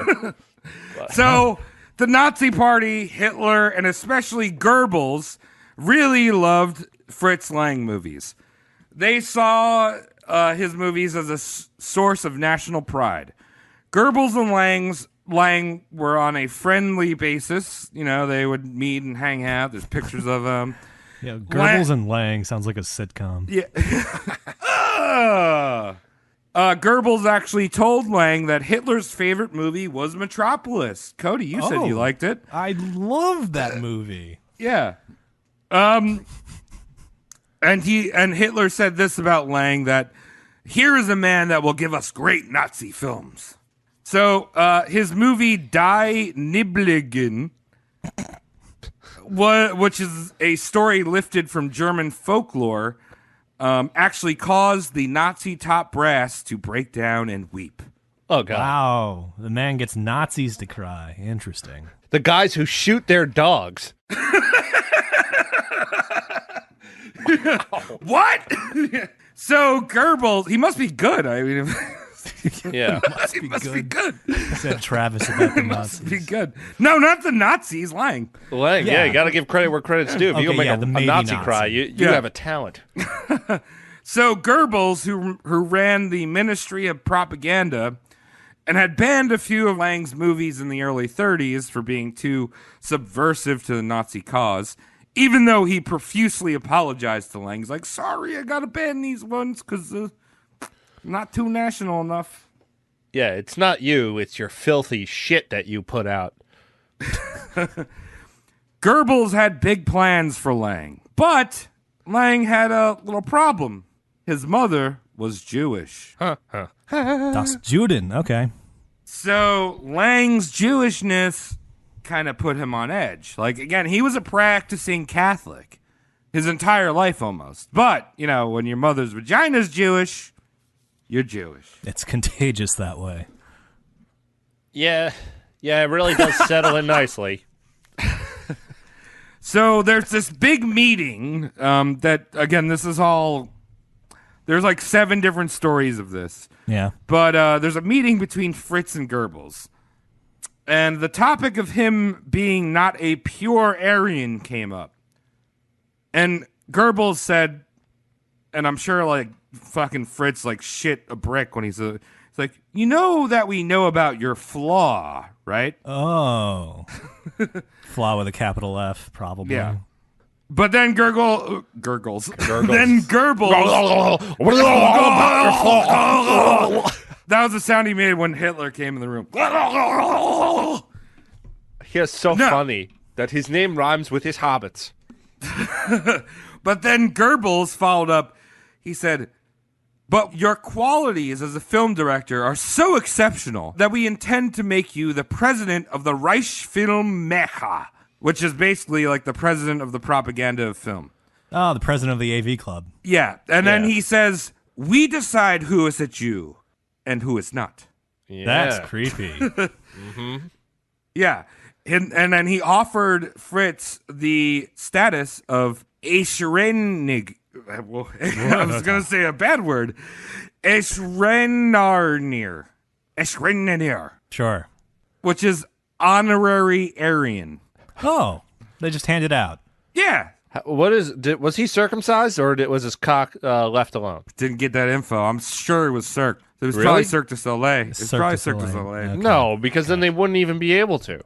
I don't know. I don't know what his dick looked like. I didn't. Someone would be talking to him in a goddamn urinal stall and see, oh man, that's a Jew cock. I'm sure the Nazis probably, they like things clean and like trimmed. No, that's not true at all, dude. That's how they caught know. Jews. No, but I'm also saying like their uniforms were so like squared off. Yeah, Like, I know, when but their they cocks do their were left dick alone. Uniform. Okay. That was like a thing. They go into monasteries your and dick shit out? like that, and they try to find Jews who are hiding amongst like Really? yeah, and they just rip I don't everyone's know. pants off. If they saw circumcision, you were on a train. Well, they might have seen fucking Lang's dick and been like, here's a little bit of Play-Doh. You're an honorary Aryan. Honorary, just wrapping it around like like the Medal of Honor from behind. Why'd you use the purple Play-Doh? Here's where it gets a little confusing about Lang's timeline. Because Yeah. after this meeting with Goebbels, very uncharacteristically, remember Lang, if he could be like the king of fucking propaganda, he would. Lang, in his words, boarded a train to Paris with little more than the clothes on his back and the money in his pocket. He ran from Germany with his new lover, the wife and mother of a young daughter who she'd never see again, Oh. who possibly died in a concentration camp, Lily Latte, as Lang called Mickey. What the fuck is going on with these women? She had nice legs. Oh, nice legs. Of course, yeah. Yeah. She had a latte offer. Oh! Patreon.com/RoastMortemCast. Now, I'm thinking that this might be a case of they're offering him this position, and then they give him the napkin that has the number on it, whether they got to pay him, and he flips it over, and it's like nothing. And he can't just renegotiate. Because the one time that sliver of Jewishness that Hitler has comes out, it's right now. Oops. Film propaganda? Oh, I don't know. 7 marks. Yeah. Those We're not going to kill you. How's that sound? Oh, sounds great. I'll be right back. I'm going to go pack a handkerchief in my back pocket so I can get right on it. Hey, latte girl, let's get going. You had a daughter? Can't bring that. Let's go. Yeah, she's bigger than the check-on bag dimensions. And I only have $7. It's like a McFlurry and a Big Mac. So a lot of Fritz's fellow filmmakers that were fleeing Berlin at the time, because they were actually like Jewish, and they were like, I gotta get out of here. Uh-huh. They had all gone to Paris, where Fritz went. And for someone that had no money, Fritz was able to live in the most expensive hotel in the center of Paris. He even had enough time to bring his stuffed monkey named Peter that he got from a chick that he was fucking named Gerda Maris, who that was the one that said, like, he only comes when he sucks blood. Oh, God. So he must. Why is the only person Yeah. with a normal name in this a stuffed monkey? Yeah, right. Yeah, and the A stands for like Aaron. So it's like Aaron stuffed monkey. Yeah, right. So he must have left in a real rush. And the reason why I bring up Peter the monkey is he's going to come up again later in the script. He's a very important character. Oh. You had me believing otherwise. So the exact date of his departure from Germany was a question, too. A lot of people said that he had come like a year after when he said, whatever. Like, there's a whole big thing. Lily Latte seemed to be making all these trips back to Berlin to get money and valuables. And Lang had actually told a buddy who was still living in Berlin that wanted out. He was like, hey, just come to Paris, deliver this letter, and I'll put you up. So this guy takes a train with this letter. And unbeknownst to him, the letter had thousands and thousands of marks in it, which could have gotten him killed if they found out this letter had money that he was smuggling out of Germany. And once Lang got the letter from the dude, he refused to put him up and just stranded him on the streets of Paris. Oh, Wow. that's straight up like Saddam Hussein from South Park. Mm-hmm. So, Fritzy, what's in this letter? Nothing. Relax, guy. Relax, guy! You need a rest. So Lang stays a few years in Paris, making a few films here and there. That was where he lived when he was young, so he knew the language. Quickly, he lost interest in his long-legged paramour, Lindsay Latte. Oh, why? Well, you know, he's got to scam some more French pussy. Ah, she turned 34. Her Well, legs he's- were over there, but his mind was over here. Yeah, no, he's in his 40s now, so, you know. The thing is that he kept Latte on the side his entire life. She would remain there at his side for the rest of her days. She actually they would date other people, obviously, and but she was always looking out for Fritz. Down the road, I'm talking about like 20 years from now, one of her relationships with a man got so serious that the man asked her to marry her. Serious. And yeah, and she actually told him, I have to ask Lang. And keep in mind, Lang and this dude are about the same age. And when she asked Lang, he said, over my dead body. And that was the end of the engagement. Wow. He's a cock blocker. Pussy plugger. Or a clam jammer. She had his money, like bitch was supposed to have his money. I don't think that would have been a problem. No.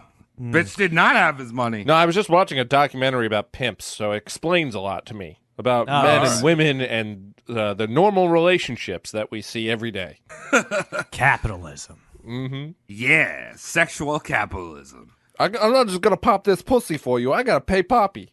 I gotta pay the big boy. I gotta pay big boy up. So Lang and Latte in 1935 joined the mass exodus of European creatives to the city of failure, Los Angeles, where Michael is right now. You guys want to call Mike? Yeah, call him. Please enjoy this Verizon ringback tone while you're Oh, here's a ringback? Yeah, of course. It's Mike. Are you calling Jake? I'm sorry, the person you were trying to Ah. reach has a voicemail. Oh, he deaded you. He's Do it again. straight up in a titty bar. I know it. I know he's in a titty bar. I'll wait till he calls back. All right, anyway, let's continue. Yeah, let's have him interrupt us. Yeah, Yeah. that'll be better. So Lang, who was 45 at the time he arrived in Hollywood, he was like a fish in diarrhea. Oh. Yeah. Dude, Horrific. you write the worst jokes into your scripts. You remember That's Odd not Duck? a joke. That's not a joke, dude. That's a joke. That's not a joke. He's a trying to fish in paint a diarrhea. picture, That's a but- phrase. They're so opposing. It's never going to work. That's a phrase, dude. All right, we're That's going to how talk. we do phrases. We're going to do a bonus episode where I pick apart your scripts. That'll be fun. Yeah, we just Mystery Science Theater Travis. Oh, thanks, guys. Well, he's actually, me and Cody are going to do it, and you're going to be working. You're not even going to be involved. So first off, Fritz couldn't speak English very well. Obviously, he's speaking in the third person. That's weird. I forgot about that. But he never really got a grasp. Remember, this is a filmmaker, so he has to have like a grasp of the language he's writing for. We're doing, it's not silent films anymore. You have to know the language. So he never got a grasp of English colloquialisms. He would say things like Joe Doe instead of John Doe, or Cadillac instead of Cadillac.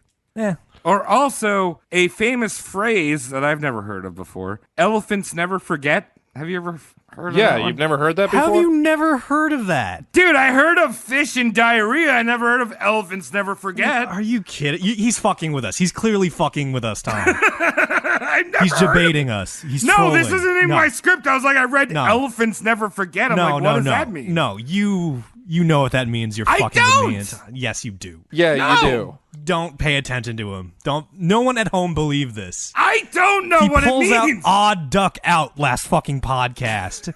Thanks, Travis. We have officially gone from yeah. an educational podcast to a bunch of Bullshit. assholes talking about things that people really shouldn't care about. Okay. All right, Thanks, Travis. whatever. You just So- tipped us over. So he took this phrase that you guys know, elephants never forget. Everyone knows. No, and Lang would say, the memory of a hippopotamus. That's even funnier. Uh-oh. Hold on. I got Mike Regan calling. Mike! Hey, what's up? Hey, Mike. How you doing? What's going on? Not much. I'm recording Roast Mortem right now. Where are you? I'm in a Rite Aid buying shampoo. Are there All right. titties there? Are there titties there? Huh? Are there titties there? Huh? Are there titties there, Michael? So I've been smoking so much crack today. It's just like there's tons of tits everywhere. Good. It's in California. It's crazy. All right. Don't drink too much shampoo. Awesome. Be safe, but hold on. I won't hold you. I know you have shopping to do, but I have one question for you. Yes, that's the question. Have you ever heard of the expression, an elephant never forgets? Elephant never forgets. I don't know. Oh, he eats like peanuts and shit. Yeah, dude! Smooth brain! 420! That's a Damn it, you elephant, two the need elephant's fucking so matching pissed off. tattoos. No, don't worry about it. It's something we're debating on the podcast right now. Yeah. Elephants remember it? I wanted you to weigh in. That's all. Yeah, Don't worry about it. Thanks Do for nothing. elephants remember things? I love The Mike. expression is an elephant never forgets. Yeah, I would never forget if people threw peanuts at me. Come up to Portland. You're already close. All right, Mike. No, I appreciate your input. Don't worry. You'll hear it in context of the episode later. So, Sweet. all right, man. Enjoy. Send my love to Travis and Cody. They can listen to Oh. you. You just can't hear them right now. All right, love you, Travis and Cody. Love you, How come Tom. he gets top billing? Love you too, You Mike. my boy. Peace. So, obviously, the smartest people on the show don't Yeah. know that phrase. So, also another thing that he was forced to do by his agent was lose his monocle and knee-high leather boots. Wonder fucking why. Yeah, because the dude was like, dude, Langy, baby, you look a lot like Hitler's stuffy uncle. And your name is Fritz. Yeah. So he put on some glasses, Oh. and he would sport the glasses. But interestingly enough, whenever he was on a shoot, he'd put the monocle and boots back on because he wanted to show that power off. You know, you might flee a terrible home. Doesn't mean you didn't take a few lessons from that terrible home. Yeah. So Lang became an American citizen and an outspoken advocate against fascism. Maybe overcompensating a little bit, but, whatever. That's fine. Lang was instantly roped into a contract with MGM and found out the Hollywood workflow and was disturbed at best. Yeah, because it's like culture shock to him. It's like, what do you mean the actors have rights?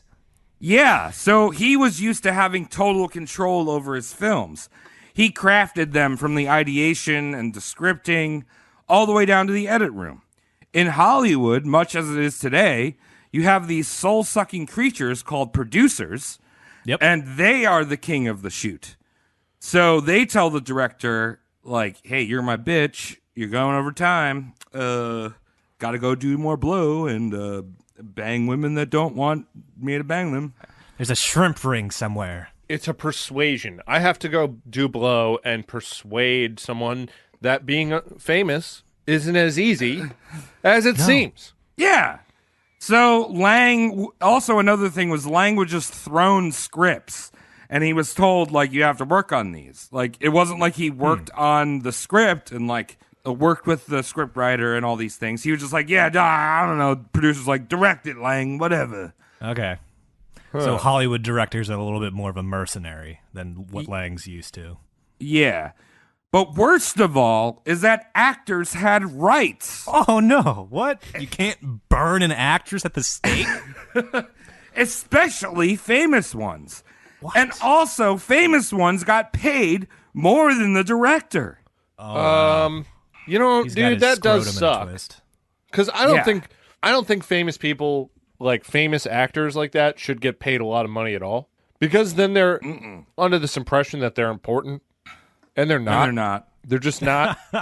No. They think that their opinions matter in politics and whatever, and it's not. Like, that's not who people should be listening to, and for some reason that's the loudest voice, because Who should people be listening to?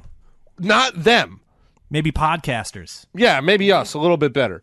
But yeah, like giving people that amount of money just for showing up and doing what they do. I'm not saying that they didn't work hard, but once they make that threshold, now they're important. And everything they do is invaluable compared to the average person. Mm-hmm. Just making a society of scum. Yeah.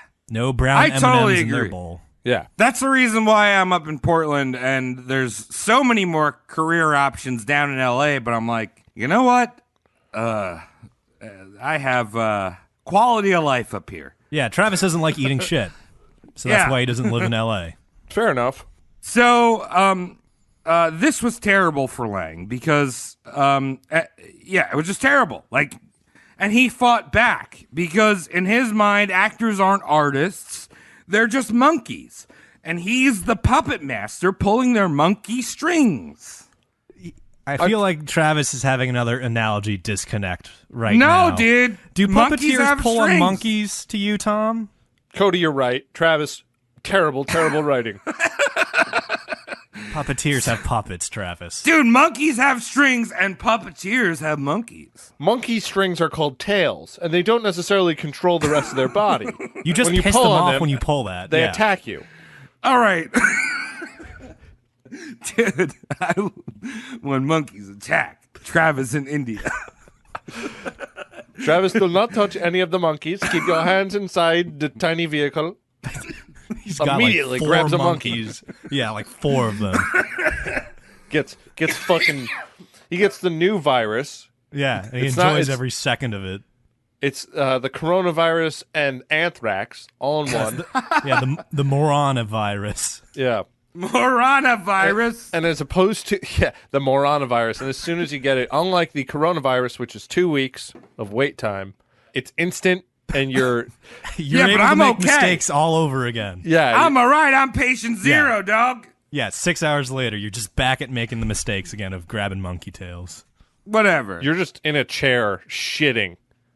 Like, So what's any different from the podcast? I shot myself a couple episodes ago. We cut that So, out. whatever. yeah, whatever. We're not even going to talk about this anymore. I can't believe it. All right, let's go. All right. So now Lang is making a lot of movies in Hollywood, and instead of listing them all, I'm just going to go through the hilarious torture that Lang put these pink butterball actresses and actors through while the producers weren't paying attention. Okay. I'll actually Sneak take him your over. pink butterball painting. I like that one. Yeah. So, first of all, on set, Lang drank 20 to 30 cups of coffee a day, along with his pill and cognac that his secretary called the Iron Butterfly. I don't see any problem with that. No, that's standard for today with producers. A little less cocaine than I'd imagine, but Yeah.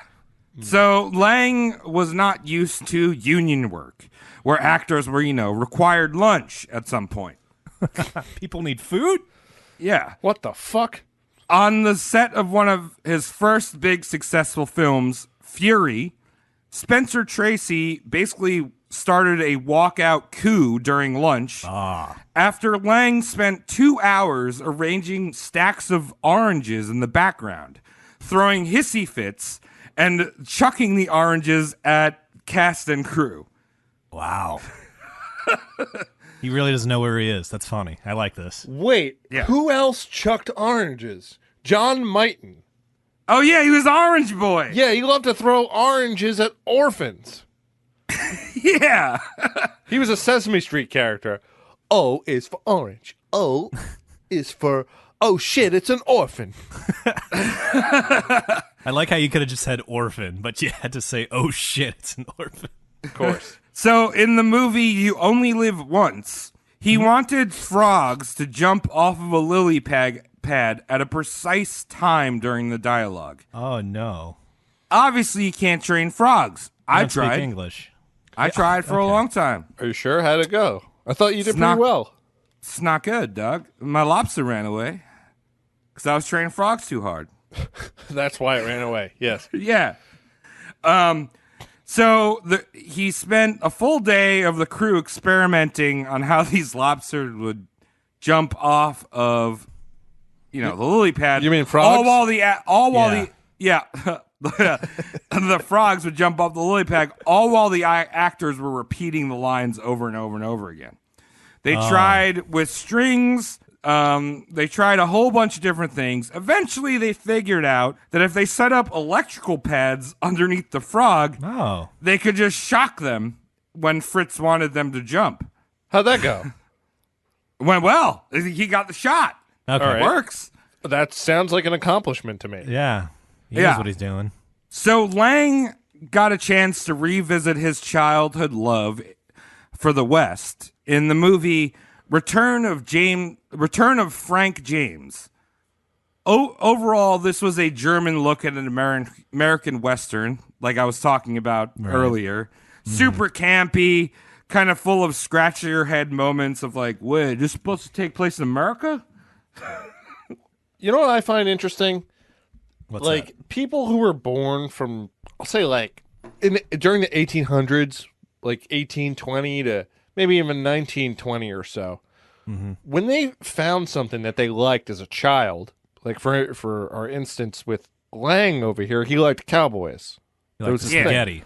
The joy of that wasn't beaten out of them by their peers and MTV and all these other things that are telling you what's cool and what's not Yeah. cool. Like back Okay. then, it was fine to just be like, to be an Italian guy, see a guy on a bicycle when you're 8, and your whole life tell everyone about how much you liked the guy on the bicycle. Yeah, that's my thing. Like that's not. I just like guys who ride bikes.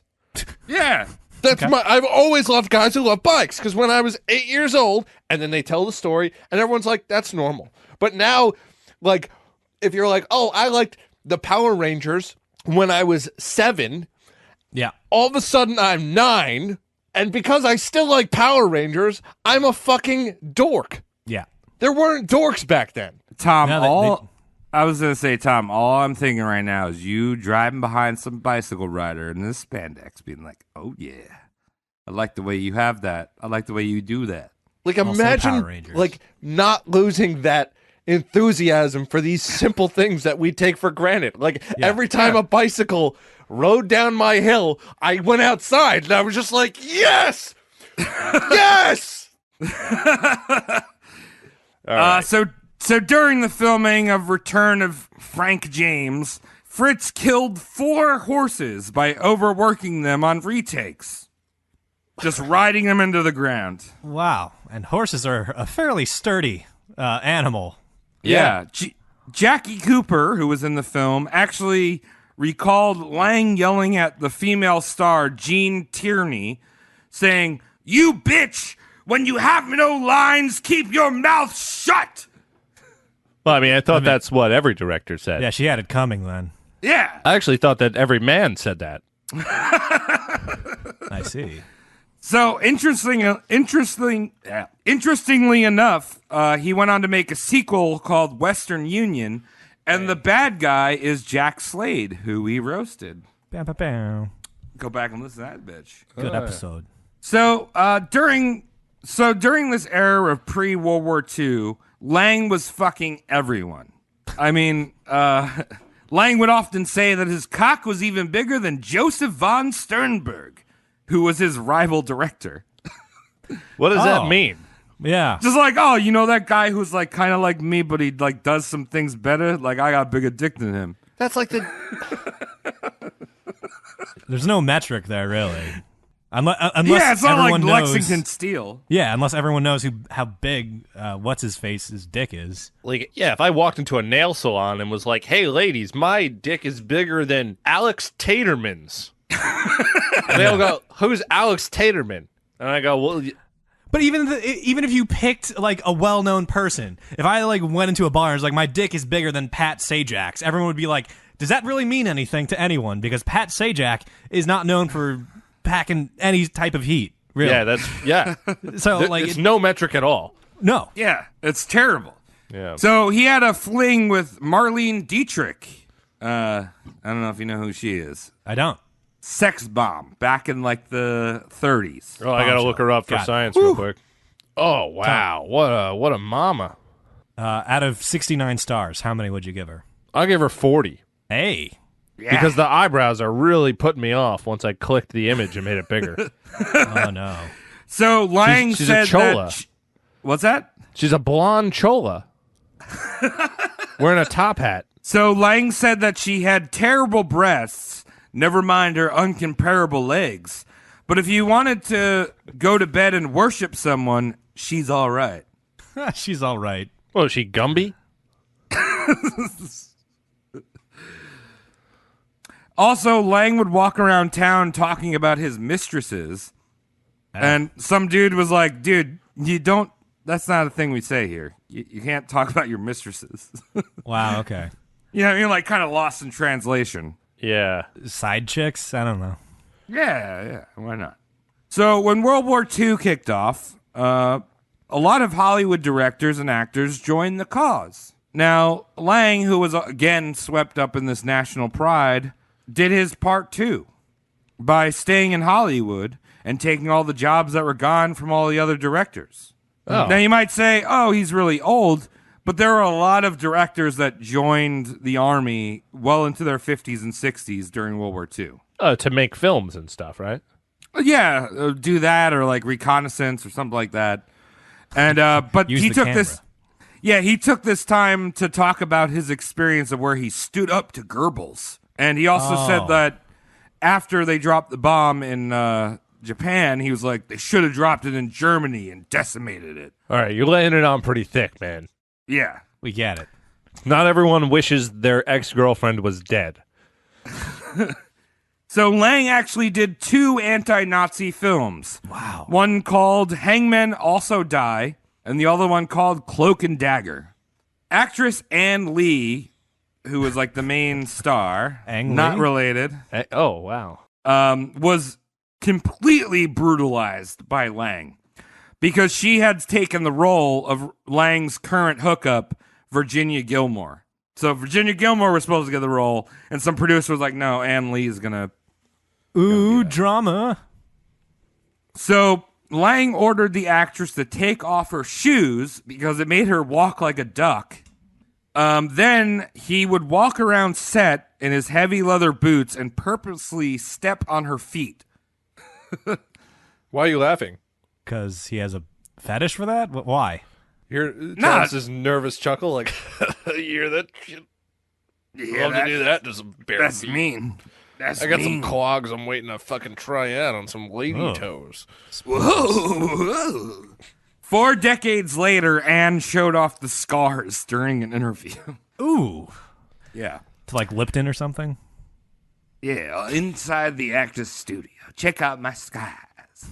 There was one scene where Anne had to smash her hand through a car window while running away from the Gestapo. No stunt doubles, I assume. Yeah, so they were setting up the scene, and the prop guys were making some sugar glass in a mold. And Lang is like, no. We must have a real glass. Yeah. Oh, so they never broke the window. No.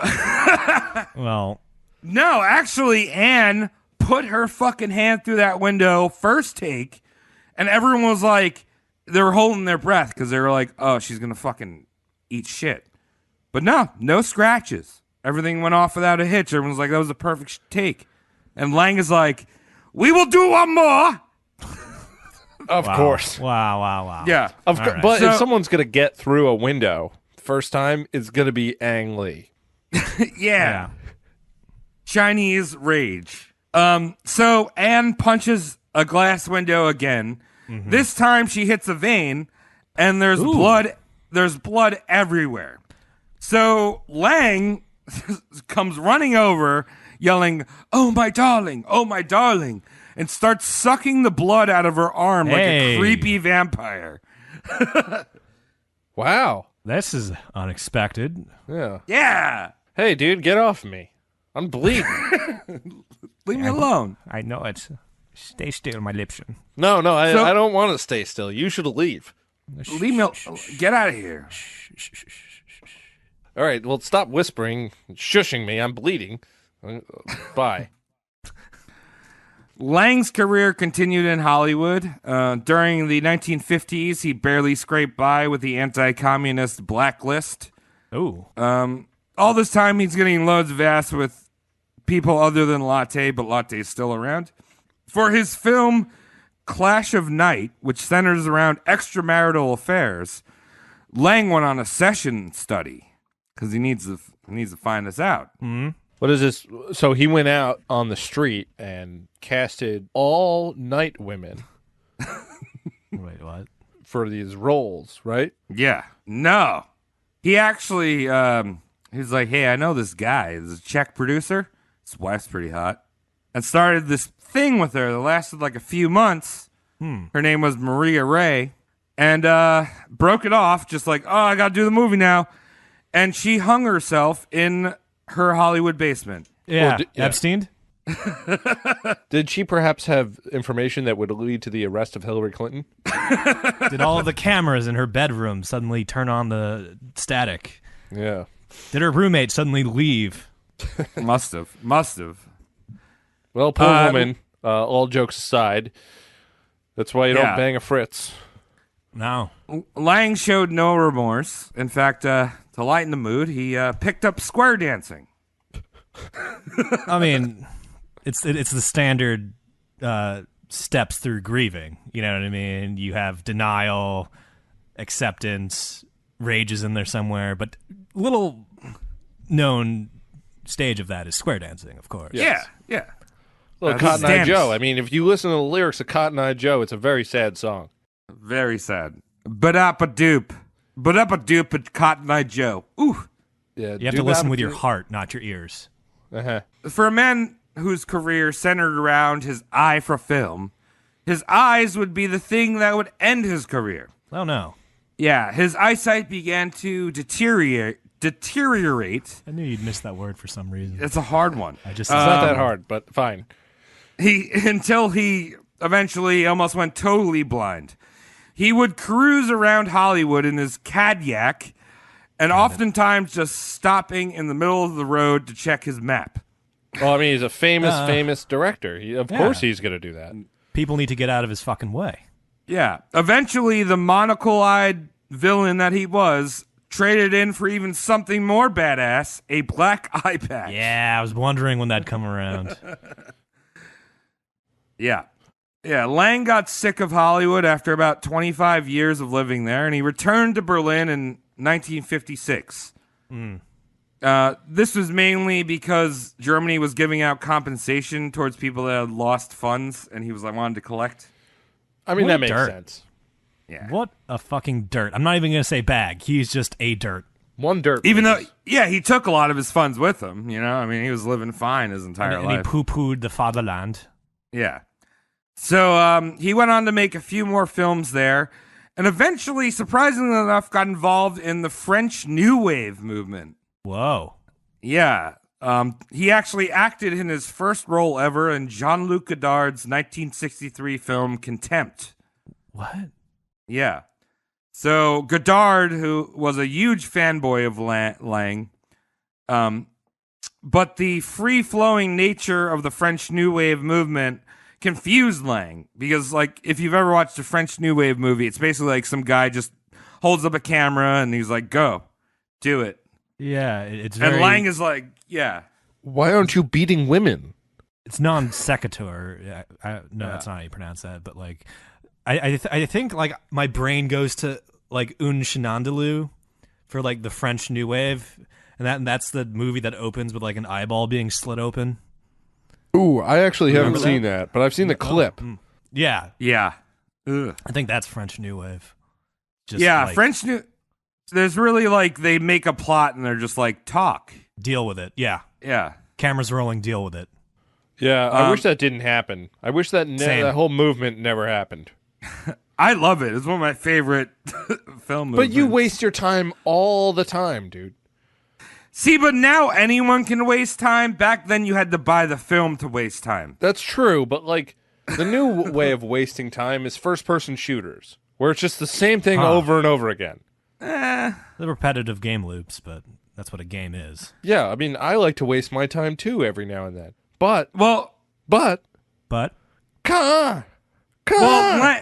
Lang saw it as a way like, I don't understand it, but this is what the youth are doing and it's different, so cool. Yeah. So in the late 60s and 70s, Lang got even more and more old, more and more blind, and more lonely.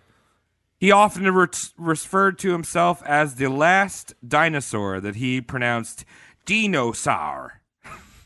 What is that now? What are you the last of? Dinosaur. I think you're the first one too. He was tired and old, yet his sex life never diminished. No, why He would it? call up prostitutes 2 or 3 times a week. And he also had some film chick that would come by and give this blind 80-year-old blowjobs. Ew. Yeah. Yeah. I mean, gross. Lang said that she was all right, but let's be honest, prostitutes did it better. Well, yeah, they're professionals. They're not. Yeah, what's going on? They're not They're secretaries trying to Yeah, keep they're- their jobs.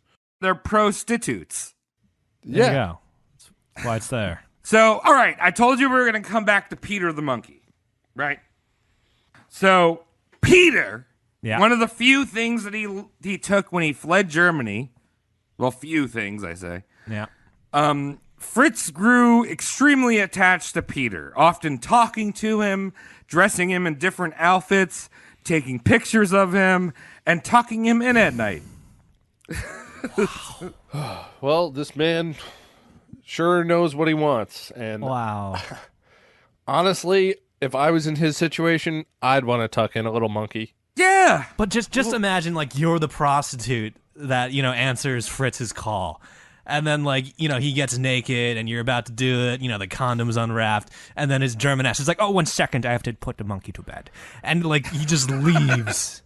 And he opens the door and you see it's a fully stocked child room with like toys and games sprawled on the floor, and there's just a tiny monkey on the fucking bedspread, and he just delicately like places it under the comforter and just Yeah. and then comes back in the room and just rails you dirty. Don't make too many loud fuck sounds, or else you're going to wake up Peter. Peter is sleeping. Smiling This with is- his one goofy eye. Yeah. Don't forget he's got an eye patch on. Yeah, and this is a man that only comes when he tastes blood. And there's no goddamn blood packets in the room. You know what I mean? Like there's no sterile plastic bags with tubing coming out. So it's just like, So as Fritz's health starts to go, him and Latte move back to L.A. Latte basically becomes his live-in maid. Someone was like, dude, Fritz, you should marry her because you got a lot of money. And, like, I don't know, Adolf's still kicking somewhere. He might try to steal that shit. Like, he's lumpy and shit now, but I don't know. He's got kids and shit. Yeah, what was Actually, he doing? Oh, my Adolf- God, was he actually Peter? oh, yeah. No, Adolf would, like, sometimes hit up Fritz Lang, who had loads of money, and be like, hey, I'm suffering here. Like, my wife was, like, I think some of the family were, like, concentrate camp thing. Okay, And, all right. Well, Interned would be fine. interned, whatever. And, like, there are just certain people, like elephants, we'll never forget that. Yeah. oh, well, sometimes hippopotamuses dream in different colors. So many wrong. Yeah. So, like, Adolf would eventually, like, hit Lang up every once in a while, be like, oh, I could use a few dollars, and Lang would, like, send him a fruit basket or some shit. Like, he was literally just like, here's some cans of food. Oh, man, that's the funniest thing to say. Imagine if you're just, like, dying on dialysis, and you're just like, I could really use a kidney, and a fruit basket just fucking shows up. You can't even eat it. Yeah. Yeah. Edible eats. God fucking damn it. What that a tickled me. slap in the fucking face. Yeah. I only asked you for $50, and instead you sent me a $300 fruit basket. Yeah. Like you are a fucking ass. That is cool. Cunt. I gotta remember to do that to people I don't like. Once I can afford $300 worth of fruit. Dude, yeah, that's the new move. If anyone asks to borrow money from me again, expect a fruit basket. Yeah. I love it. That's Yeah. great. If someone asks me for money, they're going to get the let me think about it. And then I'm never going to contact them again, but the fruit basket's on its way. Yeah, the card that comes with the fruit basket, you just open it up. And in, like, the most beautiful gold filigreed, like, what is it called, calligraphy, it just says, maybe.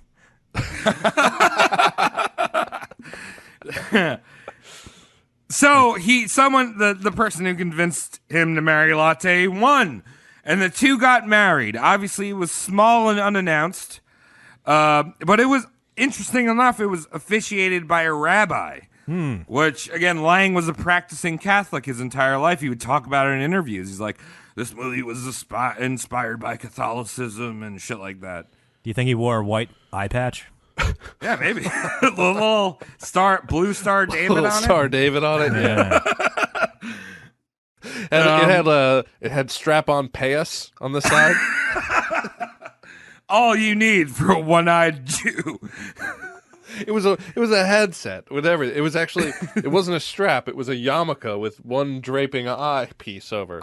I hear Or it's Twitch. convertible. You just slip it on top when it's time Yeah. for a prayer. No, Yeah. I hear Twitch is actually giving out a new headset that has that Oh. Oh, yarmulke on it. Yamaka headset with the payas. Maybe we can get endorsed by Oh. that.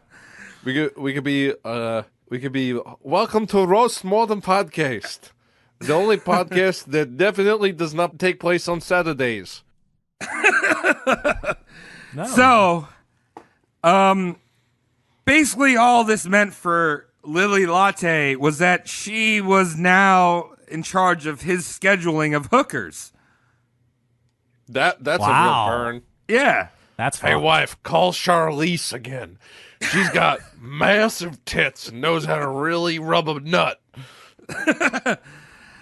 So, surprisingly, like I said at the whole top of the episode, Lang did not have any kids. I don't know Yeah. how. Impressive.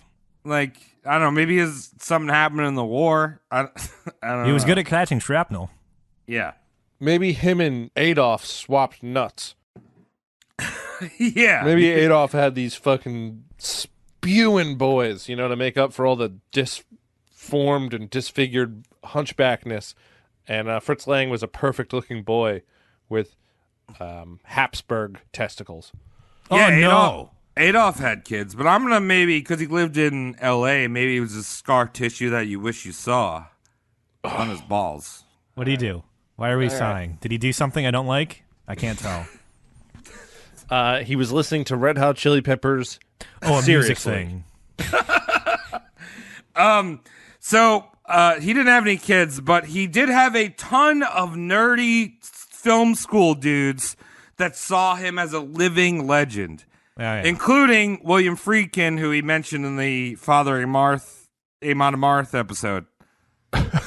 Father Amort. Yeah, Father PH is silent. Amort.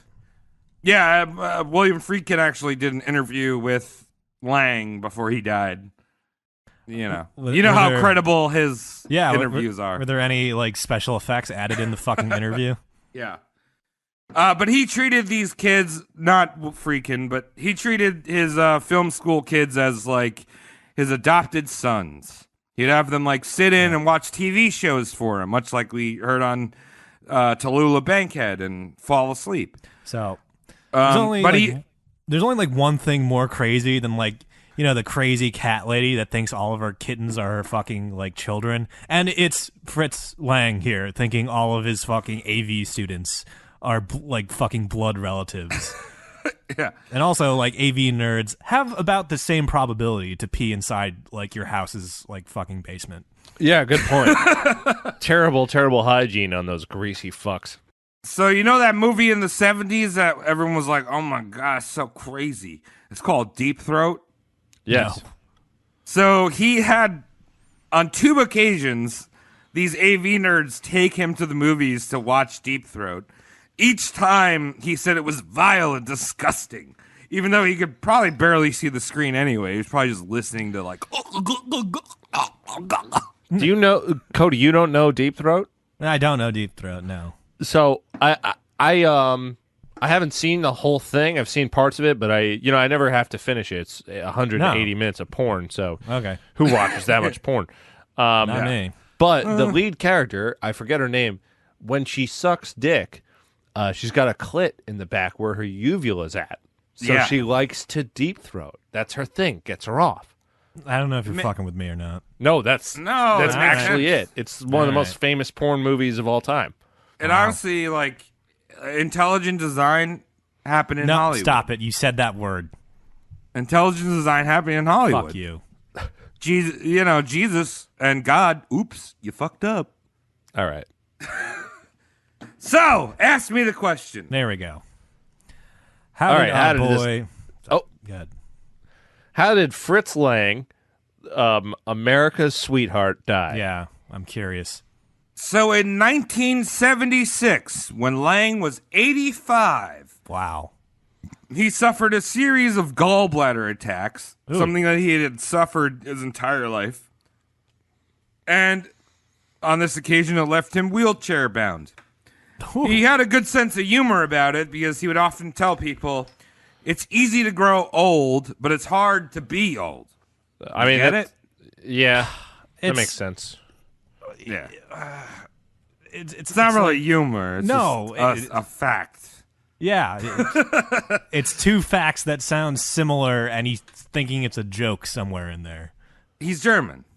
I have German heritage, so that's where you guys might get. It's a little bit high, European humor can be a little bit deep and a little bit hard for Americans to understand. Just like how an elephant never forgets. Yeah, just like how Odd Duck in the Room. Got it. Odd duck in the odd duck out. Fish and diarrhea. It makes sense. Yeah, that's the worst. All right. All right, so Lang died August 2nd, 1976 at the age of 85 from a stroke. Horn dog was stroking it. Lang was buried with Peter the Monkey in Hollywood. Wow. Okay. Yes. So he's in the ground, and that's the end of that boy. One thing that I did look up while you were just talking and I wasn't paying attention was this picture. Mm-hmm. If you type in Fritz Lang, Peter Monkey, Yep. you will find some great stuff, All including, right. Travis, you failed to mention this. Before you said that he went from monocle to eye patch. Oh, eyeglasses and eye patch. No, he did. He kept the monocle. It was the other eye that needed the patch. So he was a monster with an eye patch and a Yeah. monocle. Oh, Like one eye doesn't work, and then the other one looks like it's gonna strangle you. see, because I saw a picture of him with eyeglasses on and an eye patch. This is. That's is fairly also common weird. for old people who are. You see know, the one where the monkey's having a cigarette next to Yep. with Lang? Yeah, That's the one I'm talking about. Travis, can that be the art? yeah. I'll have a little monkey with cigarette and like cum and shit and blood. Wow. It's amazing. This monkey thing is blowing my mind. It's weird, right? Especially after you know how brutal this dude is. Yeah, but like that's his companion, you know? So here's how you make it a horror story. The monkey is talking to him the entire time. Fritz, you need to suck this girl's wrist right now. You can't come like until you have Stewie, blood in right? your mouth.